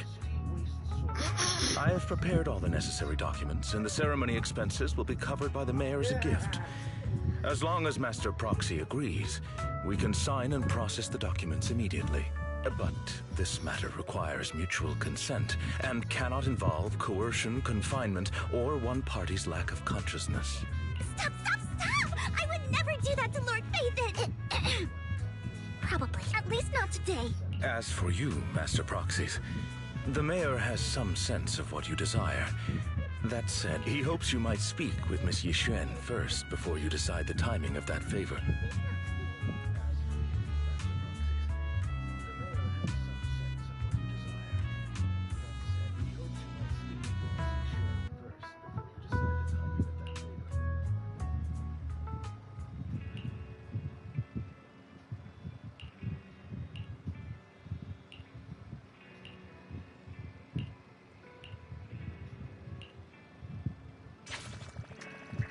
Let's rest for now.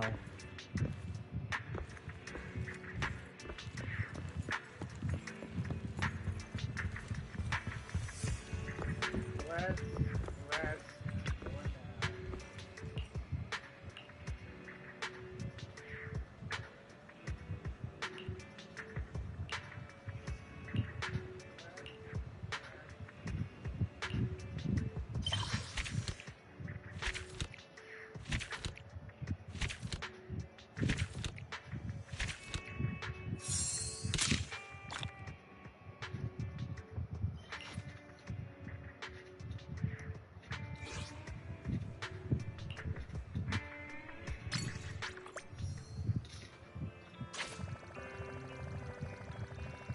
Next time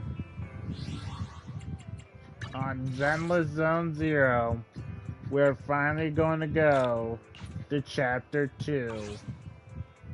Next time on Zenless Zone Zero, we're finally going to go to Chapter 2. Well, Season 2.